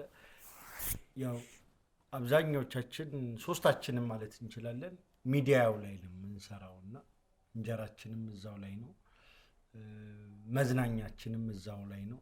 በዚህ ሰሞነ ሕማማት ላይ ስፔሻሊ ደግሞ የሶሻል ሚዲያ አጠቃቀማችን ላይ መጠንቀቅ ያለብን ነገሮች ላይ እስቲ ትንሽዬ ነገር ምክር ከመጽሐፉም እውቀቱ ስላለህ የተወሰነ ነገር እስቲ ብትለን ብዬ። ያው ሚዲያ እንግዲህ ሁልጊዜም ጥንቃቄ ይፈልጋል። አሁን እናንተ እንግዲህ በሚዲያ ውስጥ ተሳተፉ ብዙ ነገር ይመጣል። በሙዚቃው ሊሆን ይችላል፣ አርቱ በራሱ ብዙ ነገር ውስጥ ሊከታችሁ ይችላል። ብዙ አይነት ስራዎችን ሊያሰራ ይችላል እና በዚች ወቅት በተለየ መንገድ ሙዚቃ ከመስማት በዘፈን የተለያዩ አይነት ቪዲዮዎችን ከመልቀቅ ዘፈኑንም ከመስማት እንደዛም ከማድረግ በጣም በተገላለጡ አለባበሶች ከነዚህ አይነት ነገሮች በመራቅ ሞር ከቻልን ጥያቄ አለህ በኋላ አለባበሳችንን ሞር በጣም አለባበስ ላይ አስተካክለን ችግር የለባት አልኩህ። ግን ጥያቄ አልፈጠረብሽም? በውስጥ ከካሜራ በስተጀርባ እንድናወራ ነው። ህዝቡ አይስማ ነው የምናወራው። ምንም መደባበቅ የለም። ቢቻል ብንታቀብ ረጅም ሰዓት ሚዲያው ላይ ከምናጠፋ በዚች ሳምንት ቤተክርስቲያን ብናጠፋ ጥሩ ነው። ጊዜያችንን ቤተክርስቲያን የሚጠፋ ነገር የለም። እዛ ላይ ከምናጠፋ ጊዜያችንን ቤተክርስቲያን ብናሳልፍ፣ ቤተክርስቲያን አሁንም እንዳልኩ በዚህ ሰዓት በሮቿ ክፍት ናቸው። ከጠዋት ጀምረን እስከ ማታ ድረስ እዛ ብናሳልፍ ሞር ጊዜያችንን ወደ ይሄኛው እንዳይወስድብን የሚዲያ አጠቃቀማችንን ለጊዜው ያዝ አድርገን ጋብ አድርገን ወደ ቤተክርስቲያን በአካል ቤተክርስቲያን ላይ ሄደን መማር ማስተማሩንም እዛው ላይ ብናደርገው የተሻለ ነው። እንደዛ መሆን ካልቻለ ግን የተመረጡ ስራዎችን ብቻ መስራት ሞር ደስታ የበዛባቸው ሳቅ የበዛባቸው በእንደዚህ አይነት ነገሮች ባንታይ መልካም ነው። በዚህ ሰዓት ላይ የተሳሳቀን ብዙ ነገር እያደረግን ከምንታይ ይልቅ ወይ መዝሙር እየሰማን ወይ መጽሐፍ ቅዱስ እያነበብን ወይ ደግሞ ስግደት እንደዚህ አይነት ነገሮችን እያስተላለፍን ብንቀጥል ለሌላውም እንጠቅማለን። ከቻል ለጊዜው ብናቆመው ይሄ በቃ ግልጽ ነገር ነው። ብዙም አሻሚ ማለት ይታወቃል። መግዛት ተገቢ ነገር ትክክል። ከስርዓት አንጻር ከሌሎች እምነት ተከታዮች ጋር ብዙ የሚያከራክሩ ፖይንቶች አሉና ማጾም ዋለ በዚህ ሰዓት በፈለግኩት ሰዓት ተነስቼ መጾም እችላለሁ። የምን ሁዳዴ ነው? የምን ፋሲካ ጾም ነው? ማን አለ መጽሐፍ ላይ ብለው የሚያከራክሩ ሮብ ዓርብ አልጾምም ሮብ ዓርብ ማን አለ የት አለ መጽሐፉ ላይ ይሉናልና እኔ የተወሰኑ እውቀቶች ሳይሆን የተወሰኑ መልሶች አሉኝ። በእርግጥ ግን በደንብ ከመጽሐፉ አንጻር ለምንድን ነው ቤተክርስቲያን ስርዓት ምንን አስታካ ነው ስርዓቱን ያወጣችልን የሚለውን ነገር እስቲ ለተመልካቾች ትምህርት እንዲሆንም ለኔም በደንብ መመለስ እንድችል አርገህ እስቲ አስረዳኝ። እንግዲህ አያይዘህ እንድትመልስልኝ ማለት ነው። ከዛ ስንት አሁን በእኛ በኦርቶዶክስ እምነት ተከታዮች ስንት ቤተክርስቲያን የምትሰጠን ስንት አጽዋማት አሉ? ስንት አጽዋማት አሉ? ከሁዳዴ አሁን ስለ ሁዳዴ ብቻ እያወራን ስለሆነ ስንት አጽዋማት አሉ?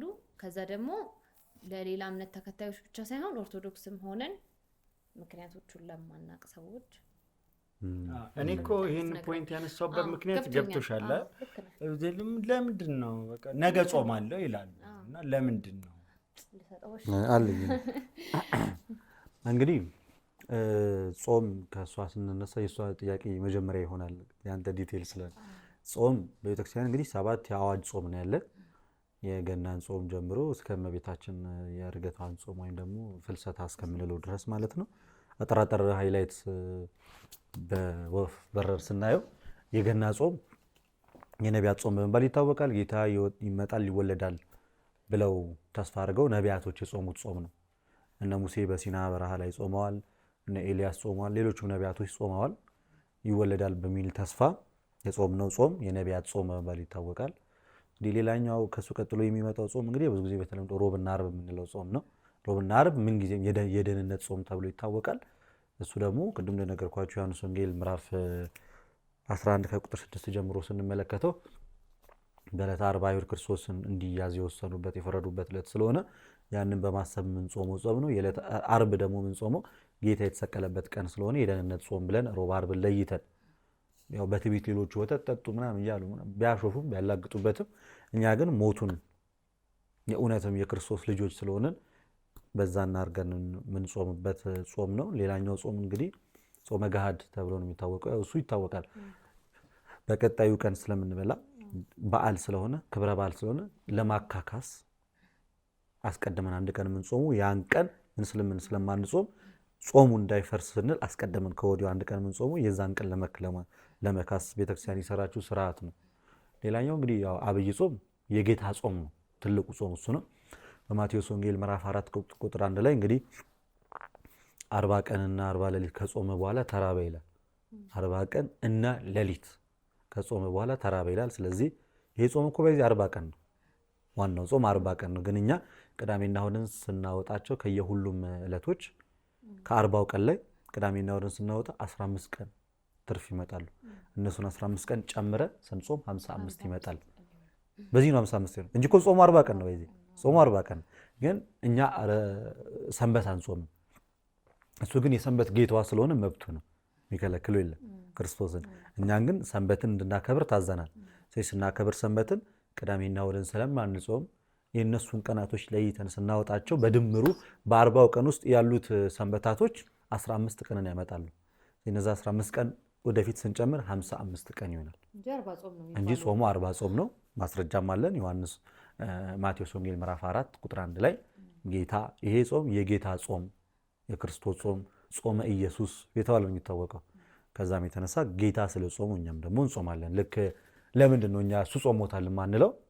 እሱ ብቻ ጾሞታል እኛ እንጾምም እንዳንል በማርቆስ ወንጌል ምዕራፍ 9 ቁጥር 27 ላይ ይህ ነገር በጾሙና በጸሎት ካልሆነ አይወጣም ብሎ ስለተናገረ እንድንጾምም ደግሞ ስላዘዘን እሱ ጾሙ እንግዲህ የሃይማኖታችን ጀማሪና ፈጻሚ ክርስቶስ ነው። ዕብራውያን 4 ላይ ስለሚናገር ጀማሪያችን እሱ ስለሆነ እሱን መንገድ ስለሆነ የምንከተለው ጌታ የጾመውን እኛም እንጾማለን። 40 ቀን የምንጾመው ክርስቶስ 40 ቀን ስለጾመ ነው። ይህ ምንም አያሻማም፣ ግልጽ ነው። ሌላኛው ጾም እንግዲህ ያልጠራሁት ምንድን ነው? የጽጌ የፈቃድ ጾም ነው። እሱ አይካተትም። ሌላኛው ጾም እንግዲህ የሐዋርያት ጾም ወይም የሰኔ ጾም በመባል ይታወቃል። ልክ ቅድም ያነሳውላችሁ ክፍል ላይ ሐዋርያት ሥራ 27:9 ላይ ከብዙ ጊዜ በኋላ የጾም ወራትም ካለፈ በኋላ፣ ስለዚህ ሐዋርያት ጾመዋል ማለት ነው። የጾም ወራትን አሳልፈው፣ ስለዚህ ሐዋርያት የጾሙት ጾም ስለሆነ ጾመ ሐዋርያት ብለን ወይም ሰኔ ላይ ስለሚውል የሰኔ ጾም ይባላል በተለምዶ። ግን ዋናው ጾሙ የሐዋርያት ጾም ነው። ሐዋርያት ወደ አገልግሎት ከመሄዳቸው ከመሰማራታቸው በፊት በጾም ያሳለፏት ወራት ናት ብላ ስለሆነ ቤተክርስቲያን የነገረችን ጾመ ሐዋርያት ብለን የሰየምናት ከእሱ አንጻር ነው ማለት ነው። ሌላኛው የመጨረሻው እንግዲህ ያው የፍልሰታ ጾም ነው። የፍልሰታ ጾም ደግሞ የእመቤታችንን ትንሣኤዋን ለማየት 14 ቀን እንጾማለን። 16 የሚሆንበት ደግሞ ያው በ14ተኛው ቀን ስጋዋን ሰጣቸው፣ ቀበሯት። ከ3 ቀን በኋላ ተነሳች። 3 ቀን እንጨምርበታለን። ጾሞች ቤተክርስቲያን በራሷ ፍላጎት አይደለም። መሰረቷ መጽሐፍ ቅዱስ ነው። እንዳልኩ የጾም ወራት ብሎ ጠቅሷል መጽሐፍ ቅዱስ። በሐዋርያት ሥራ 27:9 ላይ የጾም ወራቶች እንዳሉ አስቀምጧል። ስለዚህ እነዚህን የጾም ወራት ቤተክርስቲያን ከፋፈለቻቸው። ወደ መጨረሻ ላይ የምጠይቅ ጥያቄ ምንድን ነው? አሁን በዚህ በሰሞነ ሕማማት የምንጾመው ጾም አንገታችንን እንደፋለን፣ በደንብ ለመጾም እንሞክራለን እና ልክ ከትንሣኤው በኋላ ስፔሻሊ እዚህ ሁዳዴ ላይ ብቻ ያዘወተርናቸውን ነገሮች እንዴት በዛው መቀጠል እንችላለን? ምንድን ነው የምትመክረውን? ምንድን ነው በዛው የቤተ ክርስቲያን ሰው እንድንሆን ምን የሚረዱን ነገሮች ምን አሉ? ተፈታ ብለን አሸሸ ገዳሜ ነው የምንለው እንዳለበት። በእርግጥ ዲያቆን ሄኖክ ኃይሌ እዚህ ላይ ሰፊ ጽሑፍ ፌስቡክ ላይ እንደው ከዚህ ታጋርቶ ነበር። አንተ ከሞት በተነሳበት ማግስት እኛ ደግሞ እንሞታለን። ልክ እሱ ትንሣኤውን ሲያደርግ እሱ ከሞተበት በድል ሲነሳ እኛ ደግሞ ሕይወት ከነበረን መልሰን እንሞታለን ማለት ወደ ቀድሞ ስራችን ወደ ዓለማዊ ነገሩ ያጠቃናል። ተፈታ ልክ ታስሮ የተፈታ ሰው እንደሚሆነው እንደዛ እንሆናለን ብሎ ሰፋ ያለ ጽሑፍ ጽፎ ነበርና በበዓለ ሃምሳ ወይም ደግሞ ጾሙ ከተፈታ በኋላ እንደውም ሞር ትንሣኤውን እያሰብን በዝማሬ በእልልታ በደስታ ከበፊት ከምንሄደው ቤተክርስቲያን ጾሙ ብቻ ነው እኮ የሚቀረው እንጂ ሌላው ነገር እኮ ይቀጥላል። ጾሙ ይቀራል እንጂ ጸሎቱ አለ፣ ቤተክርስቲያን መሄዱ አለ፣ ቅዳሴው አለ፣ ውዳሴው አለ፣ ስግደቱ የአምልኮ ስግደት እንሰግዳለን።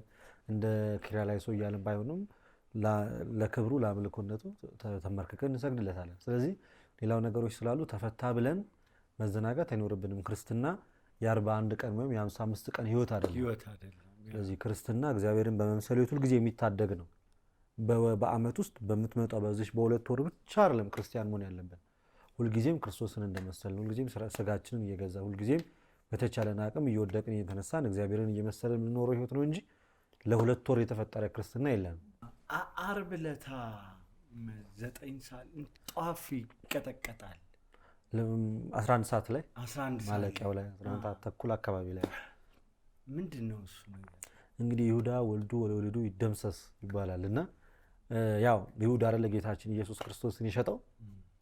ስለዚህ ያው ያን የሚደረግበት ስርዓቱ ያው ክርስቶስን ስለሸጠ አምላኩን በገንዘብ ብሎ የሸጠ ስለሆነ ይሄ ለአምላኩ ያልታመነ ለማን አይታመን እንደሚባል ከዛ አንፃር ይሁዳ የሱና ዘርዘሮቹ ድረስ ይሄ በዚህ ተግባር ላይ ያሉት ወይ እንደዚህ አይነት ነገር ውስጥ ትኩረት የሚያደርጉትን ሰዎች ማውገዝ ማለት ነው። ባጭሩ ማውገዝ፣ መለየት፣ ከካህዲዎች ጎን ላለመቆም ያው እኛ የምንመታው እንግዲህ ሰይጣንን በመስቀሉ ድል ተደርጓል ብለን በእንግዲህ የሚቀጠቀጠው መዝሙረ ዳዊት ከተደገመ በኋላ ሰይጣን ዲያብሎስና በይሁዳ ላይ ያደረገውን ስራ የሰራውን ይሁዳ ደግሞ እንዲያድርበት ፈቃደኛ ነበር። ሰይጣን በዝም ብሎ መጥቶ ሰው ልጆችን አይነዳም። የኛ ፈቃደኝነት ይወስናል። እሺ ካልነው አሁን ይሁዳ ጥሪው የቀረበለት ሰይጣን ጥሪውን ያቀረበለት በካህናት አለቆች በኩል እምቢ ማለት ይችላል። ይሁዳን ባይሸጠው እኮ መሰቀሉ አይቀርም። ይሁዳ ለጥቆማ ነው እኮ የተፈለገው እንጂ እኮ ኦልሬዲ የነሱ ሊገሉት ፈልገው ተነስተዋል። ይሁዳ የተፈለገው ጀስት እሱ ነው ብቻ ለማለት ነው እንጂ መድረሳቸው አይቀርም ነበር ክርስቶስ ላይ። ዞሮ ዞሮ እሱ እምቢ ማለት ይችል ነበር። እሺ ብሎ አደረገ። ስለዚህ ይሄን ተግባር የፈጸመን ሰው እናወግዟለን ማለት። ለዛ ነው ያ ድብደባ የሚደረገው ተግባሩንና ይሄን ድርጊት ያደረገውን ይሁዳን የማወገዝ ስራ ነው። ለዛ እንደዘደረ ልደትዬ እንግዲህ ይህን እድል አግኝተን ካንተ ጋር እየተወያየን ይህንን አሁን የምጠይቅህን ጥያቄ በስተመጨረሻ እያልኩ ብቻ ብዙ እንዳላረገብህ እንጂ አዎ ልጠይቀው ነው። ይህን እድል አግኝቼ መጠየቅ ከባድ ነው። አይ አሁንም ልቀጥል ግዴ ማት ይደብርሻል። ብዙ ጊዜ ያንተ ቲክቶክ ኮንቴንቶችን እንመለከታለን። እኛ እንኳን ብዙ ጎበዝ አይደለንም ቲክቶክ ላይ በጣም በዚህ ሰዓት በእርግጥ አስፈላጊ ቢሆንም ግን ጀስት ለተመልካቾቻችን በጣም የገረመህና በጣም ያስደነገጠህ ክርክሮች አሉ። ብዙ ጊዜ ከፕሮቴስታንቶች ጋር ትከራከራለህ። ክፍለ ሀገር ድረስ አዋሳ ድረስ እየሄድክ መጽሐፍ ቅዱስ መንገድ ላይ እየሄድክ እና በጣም ያዝናናህና ያሳቀህ ለምንድን ነው መጽሐፍ ቅዱስ ያለመጣ ማይሰጣቸው ቢቀርጭ ነው የምሰጣቸው። ተጠይቀሽ ነው የምትሰጥሽ። ተጠይቀሽ ሁለት አለ እና በጣም የገረመ የክርክር እንትን ኮንሰፕቱና የት አካባቢ ነው? በእንደዚህ በምን ሃይማኖት ዙሪያ ላይ የምን እምነት ተከታዮች ናቸው?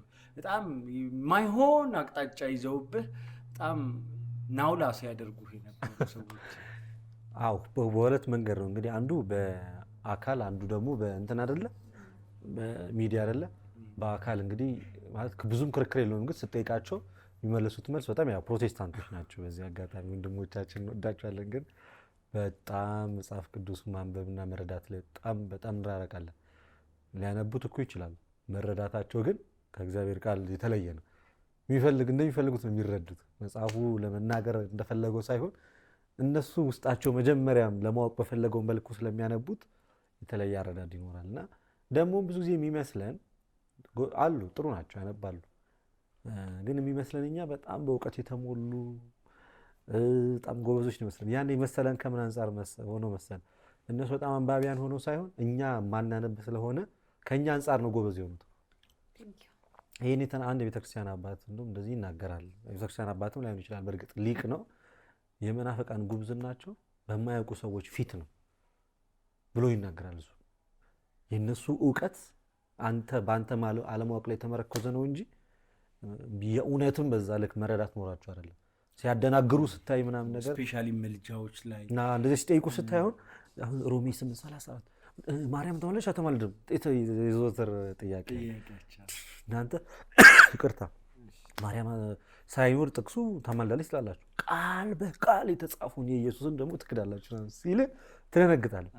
ስንቱ በሮሜ 8:34 እኮ ያማልዳል አይማልድም በሚል ሃይማኖትን እኮ ቀይሯል። በእኛ በኩል በምልአት መጽሐፍ ቅዱስም ባለመረዳት፣ እነሱ ደግሞ ክፍሉ ያለውን ነገር ባለመረዳት ተለያይተን አብዛኞቻችን ወደዛ እንሄዳለን። እሱን ለመናገር ፈልጌ ሳይሆን እንግዲህ እኔ በጣም ከምደመምበት አንድ ሜክሲኮ ከለጋሃር ወደ ሜክሲኮ እየሄድኩኝ ለጋሃር ጋር ነው የሆነች ድልድይ ስር ኢየሱስ ጌታ ነው እያለ አንድ እየሰበከ የነበረ ሰውዬ ነበር። እና እውነት ነው ጌታ ነው፣ ግን ኢየሱስ ጌታ ነው የሚለው ጥቅስ የቱ ጋር ነው ብዬ ስጠይቀው ለመጀመሪያ ጊዜ እሱን ነው የጠየቅኩት። በርካታ እይታ አግኝቷል እሱ ቪዲዮ። እና ይዞ መጽሐፉን ኢየሱስ ጌታ ነው እያለ እያስተማር ቦታውን ግን አያውቀውም ነበር። የቱ ጋር ነው እንግዲህ በጣም ፍሪኩዌንትሊ በእነሱ አፍ የሚጠራ ቃል ነው አይደል? ከዛ እሱን ስጠይቀው አላወቀውም። በጣም በቃ ማለት አስገረመኝ። ሰው አንዲት ነገር ሁሌ እየተናገረ እሷንም ቦታዋን ካላወቀ ምን ይሰራል ታዲያ መጽሐፉን ተሸክሙ? እሱ እና ሐዋሳ የሄድኩኝ ሰዓት ላይ የነበረው ግርግር የሐዋሳው ደግሞ ከባድ ግርግር በጣም በዚህ እንደውም ብዙዎቹ አልተቀረጹም እንጂ እኮ እንዲህ እኮ ተከብቤ ነበር እኮ ብዙ ባዕድ አምልኮ የነበረባቸውን በቃ ዝም ብሎ በልምድ በሆነ በባህል ምናምን ሃይማኖት የሌለባቸው አካባቢዎች ምንም ሃይማኖት ስለ ኦርቶዶክስም ብዙ ማያውቁ ከዛ ደግሞ ብዙ ደግሞ ስለ በቃ ምንም ሃይማኖት የሌለባቸውን አካባቢዎች ሄደው በቻሉት አቅም አስተምረው ቢያንስ እግዚአብሔርን እንዲያውቁ አድርገዋሉ ብዬ አስባለሁ። በጣም ብዙ ሃይማኖት የሌለበትን ቦታ ባዕድ አምልኮ የበዛባቸውን ቦታዎች ምናምን አይፈሯቸውም። ሄደው ቦታው ላይ ለሰዎቹም እኛ ወይንስ እነሱ ማንፈራው እንደው እስኪ የት ሄደው ያውቃሉ? ለምሳሌ እነሱ በጣም ብዙ አካባቢ ኢትዮጵያ ውስጥ በጣም ብዙ አካባቢ ፕሮቴስታንቶች እየገቡ ያስተምራሉ። ልደትዬ ከኛ አንጻር ዊክ ነው ብዬ ነው ማስበው። እኛ እነሱ በጣም ነው የሚያስተምሩት፣ ማስተማር በጣም ነው የሚያስተምሩት። እኛ ቤተክርስቲያን ሄደን ጉባኤ ካልተካፈልን በስተቀረ እንደዚህ አይነት አክሰስ አናገኝም። ለምሳሌ አሁን እንደዚህ ስናወራ አለመሄድ ደግሞ የኛ ስንፈት ነው። ኮምፕሌን እያደረኩ አይደለም። ሃይማኖት ማስተማር የኔ አለመሄድ የኔ ችግር ነው፣ የቤተክርስቲያኒቷ ችግር አይደለም። አንድ ትምህርት ልክ እና ስህተት የሚሆንበት ከኔና ከነሱ አንጻር ሳይሆን መጽሐፍ ቅዱሱ ምን ይላል በታሪክ ውስጥ እንጂ ክርክር የማይነሳ መጽሐፍ ቅዱስ የሚባል ነገር እንዳለ ማያውቁ በጣም ብዙ ሰዎች ነበሩ። የምሬን ምን ነገር እነሱም አልነበሩ። በጣም እዚች ጋር ትንሽ ማብራሪያ ልስጥበት። ትንሽ መጽሐፍ ቅዱስ የሚባል ነገር እንደዚህ መጽሐፍ ቅዱስ ይሄ እንደሆነ የማያውቅ በጣም ብዙ ሰው አለ። ያንን ብዙ ሰው አስተምረው ይሄ ነው መጽሐፍ ቅዱስ፣ ክርስቶስ ነው የፈጠረ፣ እግዚአብሔር ነው እንደዚህ አድርጎ እፍ ብሎ ሰው ያደረገ። ከዘፍጥረት ጀምረው በደንብ አስተምረው ስለ መጽሐፍ ቅዱስ በምንም አይነት መንገድ ያስተምሩት። አስተምረው ግን ስለ እግዚአብሔር የሚባል ነገር እንዳለ፣ ክርስቶስ የሚባል ነገር እንዳለ፣ ክርስቶስ የሚባል እንደሞተልን፣ እንደተሰቀለ፣ እንደተወለደ፣ ከድንግል ማርያም እንደተወለደ በጣም ብዙ ነገር ኢሹን ኖሃ አስይዘዋል። ሰውን ለመናገር በማስተማር እነሱ እኮ የገቡት ወደ ኢትዮጵያ ራሱ ሲመጡ አብዛኛው ሕዝብ አማኝ በነበረበት ሰዓት ላይ አማኝ በነበረበት ሰዓት አልመጡም። ታሪክም የሚመሰክረው ነው። ከዛሬ 100 ዓመት በፊት ከሆነ ኢትዮጵያ ውስጥ የመጣው ከዛሬ ብዙ ሺህ ዓመት በፊት ነው ኢትዮጵያ ውስጥ ክርስትና ገብቶ ተስፋፍቶ በጣም ጸርቶ ብዙ ቦታ ላይ ደረሰው። ብቻ መኖር እስካለበት ደረጃ እዛ ደረጃ የደረሰው በቤተ ክርስቲያን ነው። ግን ምንድነው መሰለ እኛ ወንጌልን የምንሰብክበት መንገድ ክርስትና የምናስፋፋ በቅርብ ራሱ እንመልከት ብንባል ማለት ነው። እኛው ከመረጃው ስለምንረቀው እንጂ ፕሮቴስታንቱ ለምሳሌ ወደ እንትን አካባቢ ሄደው ወደ ኦሞ ዞን ምናምን እዛ ነው ለምሳሌ በአንድ ቀን ውስጥ እስከ 17000 ሰው አሳምናለች ቤተክርስቲያን። እኛ መረጃ ስለማንሰማ ነው።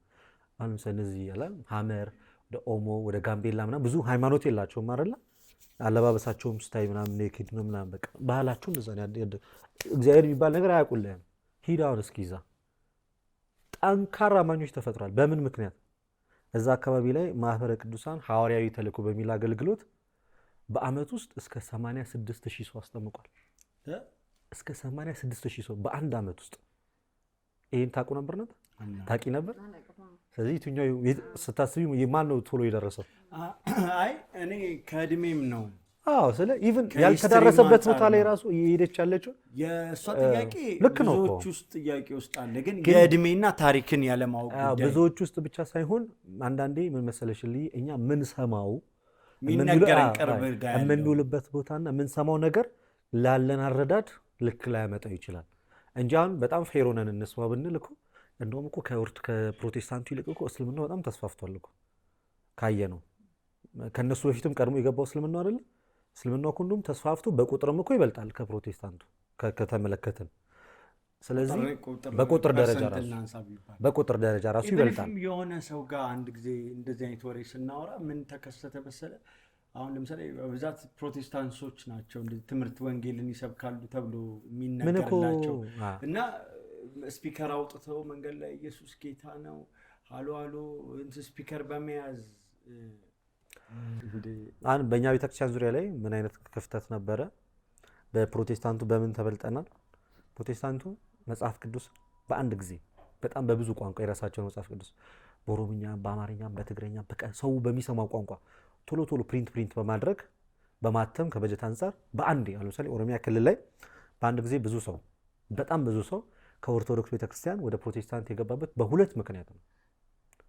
በወንጌል ስርጭት አይደለም ወይ ደግሞ ስለ ክርስቶስ ተሰብኮት ስለ ክርስቶስ አውቆ እንዲህ ነው እውነተኛው ክርስቶስ ብሎ አይደለም። አሁን ደግሞ ተራው ያንተ ነው።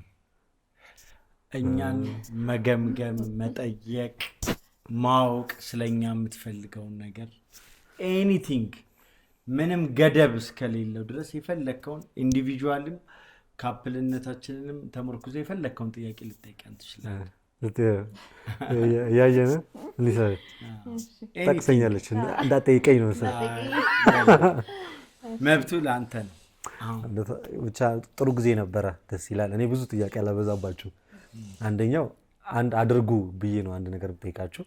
አንደኛው እንግዲህ እግዚአብሔር እናንተም ታስቡታላችሁ ብዬ አስባለሁ። በእርግጠኝነት ጊሸን ማርያም አይደል ያገናኘቻችሁ። ይህንን አሁን ያላችሁበትን የባልና የሚስት ህይወት በቤተ ክርስቲያን ደግሞ ከቨር አድርጉትና ቅዱስ ቁርባን ጨምሩበት። በቅዱስ ቁርባን ደግሞ አድርጉት። ዛን ሰዓት ላይ የሰመረ ይሆናል። አሁንም የሰመረ ወደ ሞር በእግዚአብሔር ፊት ህጋውያን እንድትሆኑ ማለት ነው። ሌላኛው እንግዲህ ለየብቻ ልጠይቃሽ እንደፈለክ እናወራለን ብዬ አሰብኩት ልጠይቅሽ። ምንም እዚህ ጋር የምንደብቀው ነገር የለም ለተመልካቾቻችን። አሁን በፊት የነበራችሁ የክርስትና እይታና አሁን ላይ ቤተክርስቲያንም በጥቂቱም ይሁን በብዙም እያወቃችሁ ስትመጡ ያላችሁበት ቤተክርስቲያን እውነተኛ እንደሆነች አረጋግጣችኋል ወይ? ወይንስ የሆነ በአጭር መልስ አልመልስልም። አሁን ላይ አይደለም ያረጋገጥኩት፣ እኔ አረጋግጬ ነው። ያው መጀመሪያ ከቤተሰቦቼ ሲወርድ የመጣ ስለነበረ እምነቱ ሳላቅ እነሱን በመከተል ተቀብየው ነበር። ከዛ ማለት እኔ በራሴ መቆም ሲጀምርም ነው የቀጠልኩት እና አውቄው ፈልጌው እያገለገልኩ ማገልገል ፈልጌ ነው ያለሁበት። ልክ እንደሆነ በእውነተኛው በክርስቶስ ቤተክርስቲያን እንዳለ አምናል? አምኜ ነው። እሺ አንቺስ? እኔም እንደዛው ምንም ጥያቄ የለም። ምክንያቱም በፕራክቲካል የሆነ ህይወት ነው ክርስትና ፕራክቲካል which is የምታገኘው በረከት ክርስቶስ መልስ ሲሰጥህ የምታይበት ህይወት ነው። ጥያቄ የሆኖች እንዳልኩ የመላእክትን ተራዳይነት፣ የድንግል ማርያምን አማላጅነት፣ ጻድቃን ሰማዕታትን ሰሚነት እያየኸው ፕራክቲስ እያደረከው ትሩ ላይፍ የምትኖረው ህይወት ነው ኦርቶዶክስ ህይወት። ምንም እንትን የለውም እና በዚህ ላይ መማር ያለብኝ ብዙ ነገር አለ፣ ማወቅ ያለብኝም ነገሮች ብዙ አሉ። ጠንካራ ሰው ነኝ ብዬ አላስብም፣ ግን በቃ በጣም ወደው ሌላ አጠር ያለ ጥያቄ ወደ ዋናው እየመጣሁ በምትሰሩት እንግዲህ ተመሳሳይ ዘርፍ ላይ ያላችሁት በስራ አይደለ? ያቀራርባችኋል ስራችሁ። በምትሰሩበት የስራ ዘርፍ ላይ ከእናንተ ቤተ እምነት ውጪ ከሆኑ ሰዎች ሊነሳባቸው የሚችሉ ጥያቄዎችን እንዴት ነው አድሬስ የምታደርጉት? ጥያቄዎችስ ረብሸዋችሁ ያውቃሉ ወይ? አዎ ጥያቄዎች ይመጣሉ። አሁን እኔ ለምሳሌ ለመጀመሪያ ጊዜ ከዳይናማይትን ከመስራቴ በፊት ይህንን አንተም ላታቅ ትችላለህ ምናልባት የኦርቶዶክስ ቤተክርስቲያን አስፈቅደው የክርስቶስን ፊልም ለመስራት ኢትዮጵያ ውስጥ የመጡ ጀርመናዊት ዳይሬክተር ነበረች እና መጽሐፍ ቅዱስን ባልሆነ መንገድ ተርጉመው የስቅለትን ፊልም ለመስራት ካስት ተደርጌ ላይክ እንደ ቴምፕል ጋርድ የነሱ ቴምፕል ጋርድ ሮማንያን ካስት ደርሶኝ ሰርቻለሁ ኢኒሴንስ አስቁመነዋል። ፊልሙ በጣም በዛን ጊዜ በጣም ላሮፍ ገንዘብ ነው። ወደ 800,000 ብር ነበረ የተፈረረ። አሁን 8 ሚሊዮን ብር በለው። ነጭ ዳይሬክተሩ እና ያዛ ፊልም ላይ መጽሐፍ ቅዱስን ባልሆነ አቅጣጫ ነው ተርጉማ ይዛብን የመጣችው። የመጨረሻው ራት ላይ ቅድስት ማርያም እንትን ህብስቱን ባርካ እንድትሰጥ ያለውን አቅጣጫ ገብተዋል። ይሁዳ ከንፈሩን ስሞ እንዲያጋልጥ ፊልሙ በቃ ሌላ አቅጣጫ እንዲኖረው የተደረገ ፊልም ነበር እና የተወሰኑ ሰዎች ተሰብስበን ለቤተ ክህነት ሪፖርቶችን አድርገን እንደዚህ ነው እና እኛ ከሃይማኖታችን ውጪ ነው ብለን ጥቅሙ ይቅርብን ብለን አስቁመናል። ይህንን ፊልም ኢትዮጵያ ውስጥ እንዳይሰራ ጥቁር ኢየሱስ አድርጋ ምናምን ልትሰራ የነበረች ዳይሬክተርም እና እንደዚህ አይነት ነገሮች ሲጀምር ፊልሙ ላይ ጥበቡ ላይ ስመጣ ጀምሮ የገጠመኝ ነገሮች ናቸው እና አሁን ደግሞ እውቅናውም አድናቂዎቼም ከመጡ በኋላ ግን ብዙም ሃይማኖቴን የሚቃረን ነገሮች ተቀብዬም አላቅም፣ አላስተናግድም። አይ እኔ ጋር የለም እንደዛ። በዙሪያሽ ያሉ ሰዎች ሃይማኖትሽ ላይ ጥያቄ አንስተውብሽ እስኪ በዚህ መንገድ ቸርችስ እንድትሄጂ ተጋብዘሽ ታውቂያለሽ? አሁን ትንሽ ጠንከር ያለ ጥያቄ ልጠይቅ። የስ አዎ ወይ አይደለም ነው የምትለኝ። ከዛ በኋላ ነው የምታብራራል። የፕሮቴስታንት መዝሙር ትሰማለህ? ሰምቼ አውቃለሁ። አሁን ላይ አልሰማም። ለምንድን ነው የማትሰማው? አሁን ላይ እውነት ለመናገር እግዚአብሔር እየፈለገኝ ነው ብዬ አምናለሁ መሰለኝና ብዙ ወደ ቤተክርስቲያን በትዳር ከያዝኩ በኋላ በተለይ ወደ ቤተክርስቲያን እየተጠጋሁ ነው ብዬ አስባለሁ። ራሴን ለእግዚአብሔር መስጠት የምፈልግበት ሰዓት ላይ ስለሆንኩ እሱ ደግሞ የማይፈልጋቸውን ነገሮች ከማድረግ ለመቆጠብ እየሞከርኩ ነው፣ እየታገልኩ ነው ከውስጤ ጋርና ስለዛ ብዙ መስማትን አልፈልግም። ሰምቼ ግን አውቃለሁ። እሺ አሁን አላንቺ ነው ቀየር አድርጌ ነው ይሄንን ጥያቄ ቀየር አድርጌ። እሺ ብዙ ጊዜ ያው እንግዲህ ይሄ የህዝብ ጥያቄ ነው። ጥያቄ ነው። ብዙ ጊዜ በተለያዩ አይነት አጋጣሚዎች በፕሮቴስታንት መዝሙሮች ሚዲያ ላይ መተሻልና አንቺ ደግሞ የክርስቶስ ኢየሱስ ቤተክርስቲያን የክርስቶስ ተከታይ ነሽ። ከአንቺ ቤተ እምነት ውጪ የሆኑ ዝማሬዎች ስትዘምሪ በክርስቶስ ላይ ቺት እንደማድረግ አይደለም? ልክ ነው ወይ መስማቱ? መጀመሪያ ልክ አይደለም ብዬ አላስብም። ልክ ነው ብዬ ነው የማስበው። ምክንያቱም ምንድነው እኔ በቤተሰቤ ምናምን እንደዚህ አይነት ነገር የለም ጭራሽ ኢን ማይ ላይፍ የለም። እንደነገርኩ ግን አንደኛ እንደ ሜዲቴሽን ነው፣ ሁለተኛ ደግሞ እግዚአብሔር ነው፣ እግዚአብሔር ስም ነው የሚነሳው፣ ክርስቶስ ነው የሚወደሰው ምናምን እና ስለዚህ እኔ ክፉ ነገር ነው የሰራሁት ብዬ እንደ ኃጢአት አልቆጥረውም። አሁን ለምሳሌ እኛ ክርስቶስ ኢየሱስን አንድ አካል አንድ ባህሪ ብለን ነው የምናምነው። እነሱ ክርስቶስን አንድ አካል ሁለት ባህሪ ብለው ነው የሚያምነው። ስለዚህ ከዛ ተነስተው ነው የሚዘምሩለት ስለሱ። ከዚህ ትምህርት ተነስተው ይሄ በጉባኤ ደረጃ የሚያስወቅስ አልተዋሃደም። እኛ በተዋህዶ ነው የምናምነው አይደል? ፍጹም ሰው ፍጹም አምላክ ሰውነቱ ከመለኮቱ ጋር ፍጹም የሆነ ተዋህዶን አድርጓል። እነሱ ደግሞ ተዋህዷል ብለው ማያምኑ ኢቭን ከማርያምም ስጋም ነስቷል ብለው የማያምኑ አካላቶች አሉ፣ የሚያምኑም አሉ። ስለዚህ ከዚህ አንፃር ልዩነት አለ። ሌላኛው እንግዲህ እነሱ ከቤተክርስቲያን ውጪ ናቸው አይደል? ከቤተክርስቲያን ውጪ ለምሳሌ አሁን ለክርስቶስ ኢየሱስ የሚቀርበው መስዋዕት ለምሳሌ አሁን መጽሐፍ ቅዱስ ላይ አቤልና ቃየል ለእግዚአብሔር ሁለቱም ምንድን ናቸው? የእግዚአብሔር ልጆች ናቸው። በሰዓቱ ግን መስዋዕት አቅርበውለታል። ሁለቱም ምስጋና መስዋዕት ነው አይደል? ለአቤል ሲያቀርብ ለእግዚአብሔር መስዋዕት ሲያቀርቡ ቃየልም አቅርቧል፣ ማንም አቅርቧል። እግዚአብሔር ወደ ማንና ወደ ማን የተመለከተ? ወደ አቤልና ወደ መስዋዕቱ። ስለዚህ በቤተ ክርስቲያን ውስጥም ዝማሬ የአምልኮ አንድ ክፍል ነው፣ አንድ አካል ነው። የዛች ቤተክርስቲያን ራሷ በዚህ በኤፌሶን ምዕራፍ 5 ላይ እንደሚናገረው ክርስቶስ ነው። ስለዚህ እኛ ደግሞ ብልቶችን ወደዛች ቤተክርስቲያን ውስጥ የተጨመረ ነው። ያቺ የሐዋርያት ጉባኤ ትባላለች። ከሱ ውጪ የሆኑት ከቤተክርስቲያን ውጪ የሆኑት ከክርስቶስ ውጪ ናቸው ማለት ነው።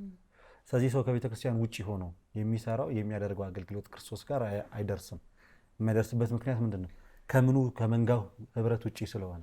ስለዚህ ፕሮቴስታንት ከመንጋው ህብረት ውጪ ስለሆነ የሚዘምሩ ዝማሬ አምልኮም ይሁን ምኑ ወደ ክርስቶስ ይደርሳል ብለን ማናምነው ከእውነተኛዋ ከክርስቶስ ቤተክርስቲያን ስለተለዩ ነው። ስለዚህ ከቤተክርስቲያን ህብረት የተለዩ አካላት ከእውነተኛዋ ከጌታ ቤተክርስቲያን የተለዩ አካላት የሚሰሩት ስራ ክርስቶስ ጋር የማይደርስ ከሆነ ከዛ ህብረት የወጣውን ዝማሬ መዘመር በክርስቶስ ላይ ማመንዘር ነው። ሌላው ደግሞ አሳምኖሻል አይደለ? እጅግ በጣም እናመሰግናለን ልደትዬ። በስተመጨረሻ ወደ ዋናው የጋበዝኩህ መድረክ የምር እንደዚህ ግን አልጠበቅኩም። እኔ ነፃነት ስለሰጠኝ ነው የጠየቅኩት እንጂ ለብቻችን ልናወራ ቀጠሮ ያዝነው እኔና በፍጹም ደውዬ አውርቻ ነበር። ተመችቶኛል። እኔ ምንም አልጎረበጠኝም።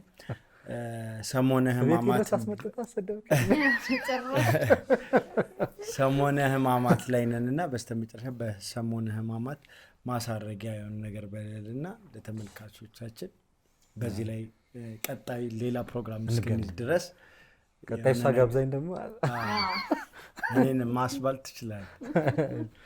እውነት በመጀመሪያ ወደ መጠቅለያው ከመግባቴ በፊት እጅግ ግሸን ያገኟችሁ እኔም እናንተ ለመጀመሪያ ጊዜ እናንተ አልፎ አልፎ ሚዲያ ላይ ልታዩኝ ትችላላችሁ። እኔም አያችኋለሁ፣ እንደምታዩኝ አያችኋለሁ። ብዙ ላንቀራረብ እንችላለን። በጣም ነው የምወዳችሁ። እውነቱን ለመናገር ያላችሁ ነገር ደስ ይላል። ከዚህ በላይ ደግሞ እግዚአብሔር አምላክ አጠንክሮ አበርትቶ በብዙ ፍሬ ባርኮ ብዙ ያርጋችሁ፣ ፍጻሜያችሁን በዚህ ቤተክርስቲያን ያርግላችሁ። ያው ወዳጃችሁ ነኝ እና ስለጠራችሁኝ አመሰግናለሁ። እንግዲህ ያው ሰሞነ ሕማማት ላይ እንደመሆናችን የሰሞነ ሕማማትን ወቅት ቤተክርስቲያን መሄድ የቻልን ቤተክርስቲያን እየሄደን ቤተክርስቲያን መሄድ ማንችል ደግሞ እዚቹ ቤት ሆነን እየሰገደን ስለሱ መከራና ስቃይ አሁን እንግዲህ ክርስቶስ በስፋት የሚነገርበት ወቅት ነው። ስለኛ መሞቱን፣ ስለኛ መቅሰሉን፣ መገረፉን፣ ስለኛ ውሎ ምራቅ ተተፍቶበታል። በመከራው የወለደን ነው። በምጥ መከራን የተወለደው በቃ በዚህ ጀርባው ላይ ሲሸከመን ይሄ ጅራፍ በጣም ካንገላታው ጀርባው ላይ የተሸከመን በሞቱ ነው ከሰይጣን እጅ ነጥቆ ያወጣና ይሄ ቀላል ጊዜ አይደለም። ይሄ 7 ቀን ሁሌም ይወሳል ባይዜ ክርስቶስ ቤተክርስቲያናችን። በተለየ መልኩ ግን ይሄኛው ዝም ብላችሁ ስታስቡት የተከፈለልን ዋጋ ቁጭ ብለን እንደምናወራው በጣም ቀላል አይደለም። ዕብራውያን ምዕራፍ 2 ቁጥር 14 ላይ በነገሮች ሁሉ ወንድሞችን መሰለ ካለ በኋላ በሞት ላይ ስልጣን ያለውን በሞቱ እንዲሽር በስጋና በደም ተካፈለ። ከሞት ፍርሃት ከባርነት ነፃ ሊያወጣን ከታሰርበት ከዲያብሎስ እስራት ከመጥፎ ግዞት ሰይጣንን ድል የሚያደርገው በጠፋበት ሰዓት ላይ ነው እንግዲህ ክርስቶስ ኢየሱስ ድል ያደርገው። ለዛ ነው ስሙ ነው ጉልበታችን፣ ስሙ ነው ኃይላችን፣ ስሙ ነው ድል መንሻችን። የቤተክርስቲያንም የኃይል ምንጭ ክርስቶስ ነው። ኢየሱስ በሚለው ስም የተዘጋ በር ይከፈታል፣ የጨለመው ይበራል፣ አስፈሪው ነገር ሁሉ ይወገዳል። ሞት እንኳን በፊቱ ስልጣን የለውም ያለው ሞት የተደመሰሰው በክርስቶስ ኢየሱስ መስቀል ነው፣ በሞቱ ነውና በሞቱ ሞትን ሽሮ ህይወትን የሰጠን ጊዜ ስለሆነ ያን ለማድረግ ግን ክርስቶስ ዝም ብሎ ዘና ብሎ ቁጭ ብሎ አይደለም። መስቀል ተሸክሞ እጅግ ብዙ ግርፋት ተገርፎ የአይሁድን ያን ሁሉ መከራና ስቃይ ችሎ እየተራበ እየተጠማ ወደ መቃብር ወርዶ ነው ሰላምን የሰበከውና ከዛ አንጻር ሰሙነ ሕማማትን በተለየ መንገድ ስጋዊ ፍላጎታችን ሁሉ ወደ ጎን አድርገን ጉልበታችንን በድካም ሰውነታችንን በድካም ውስጥ እያደረግን ከሱ መከራ ተካፋይ ሆነን ምን ይላል መሰለ ሮሜ ምዕራፍ 8 ቁጥር 16-17 ላይ አብረን መከራ ብንቀበል ይላል አብረን ደግሞ ከእርሱ ጋር ወራሾች ነን ይላል። ከእርሱ ጋር አብረን መከራ ብንቀበል ከማን ጋር? ከጌታ ጋር። ከኢየሱስ ጋር አብረን መከራ ብንቀበል ደግሞ ከእርሱ ጋር አብረን ወራሾች ነን። ስለዚህ ልክ ጌታ ኢየሱስ ክርስቶስ ምንድነው የእግዚአብሔር መንግስት ልክ ጌታ ኢየሱስ የአዳምን የሚመጣውን ደስታ እያሰበ መከራውን ሁሉ እንደታገሰ እኛም ለጥቂት ጊዜ የምትመጣብንን መከራ ታግሰን በኋላ ላይ ሰፊውን ርስተ መንግስት ከጌታ ጋር እንወርሳለንና እቺ ሳምንት ማለት ከክርስቶስ ጋር አብረን መከራ የምንቀበልባት ናት። መከራ መቀበል ደግሞ መጽሐፍ ቅዱስ ያው አንዳንድ ፕሮቴስታንት ምን ይላሉ? እሱ ሞቶልኝ የለ እንዴ ስለዚህ እኔ እንደልብ አው በነፃነት እንድንኖር ክርስቶስ ነፃ አውጥቶናል። ያ ማለት ግን እንደ ክርስቶስ የተፈተነባቸውን መንገዶች አንፈተንም ማለት አይደለም። ነፃ የወጣ ነው ከሰይጣን አሰራር ነው እንጂ የዓለም ፈተና ካሁንም አለ።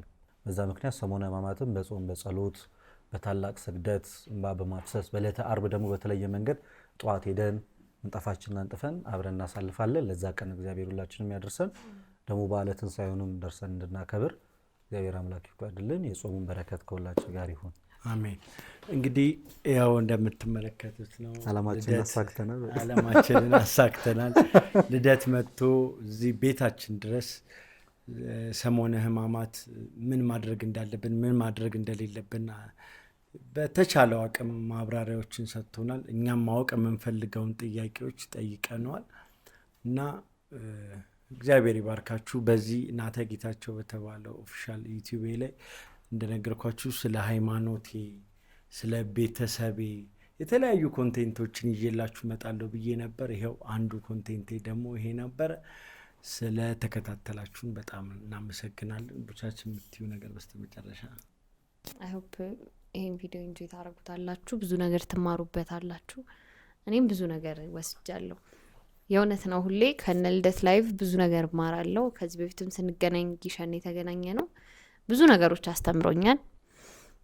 እንደዚህ በጨዋታ መሀል የምናነሳቸው ይሾች እኔም ማላቃቸው ብዙ ነገሮችን ተምሬያለሁ። እግዚአብሔር ይባርካችሁ። እንደዚህ አይነት ወጣቶችን የቤተክርስቲያን ልጆችን እግዚአብሔር ያብዛልን። እናንተ ደግሞ የምትሰሩት ስራ በጣም ቀላል የማይባል ነው። የእውነት በጣም ቀላል የማይባል ነው እና ከነ ጓደኞችህ እግዚአብሔር እንግዲህ የአገልግሎት ዘመናችሁን ይባርክ ያርዝምልን። በቃ ይህን ቪዲዮ እዩ፣ ላይክ አርጉ፣ ሰብስክራይብ አርጉ፣ ሌሎች ለወዳጅ ዘመዶቻችሁ ሼር አርጉ። እንወዳቸዋለን። ቀጣይ ቪዲዮ ደግሞ በምንድነው? ቀጣይ ቪዲዮ ሰርፕራይዝ ቪዲዮ እንመጣለን። እናመሰግናለን።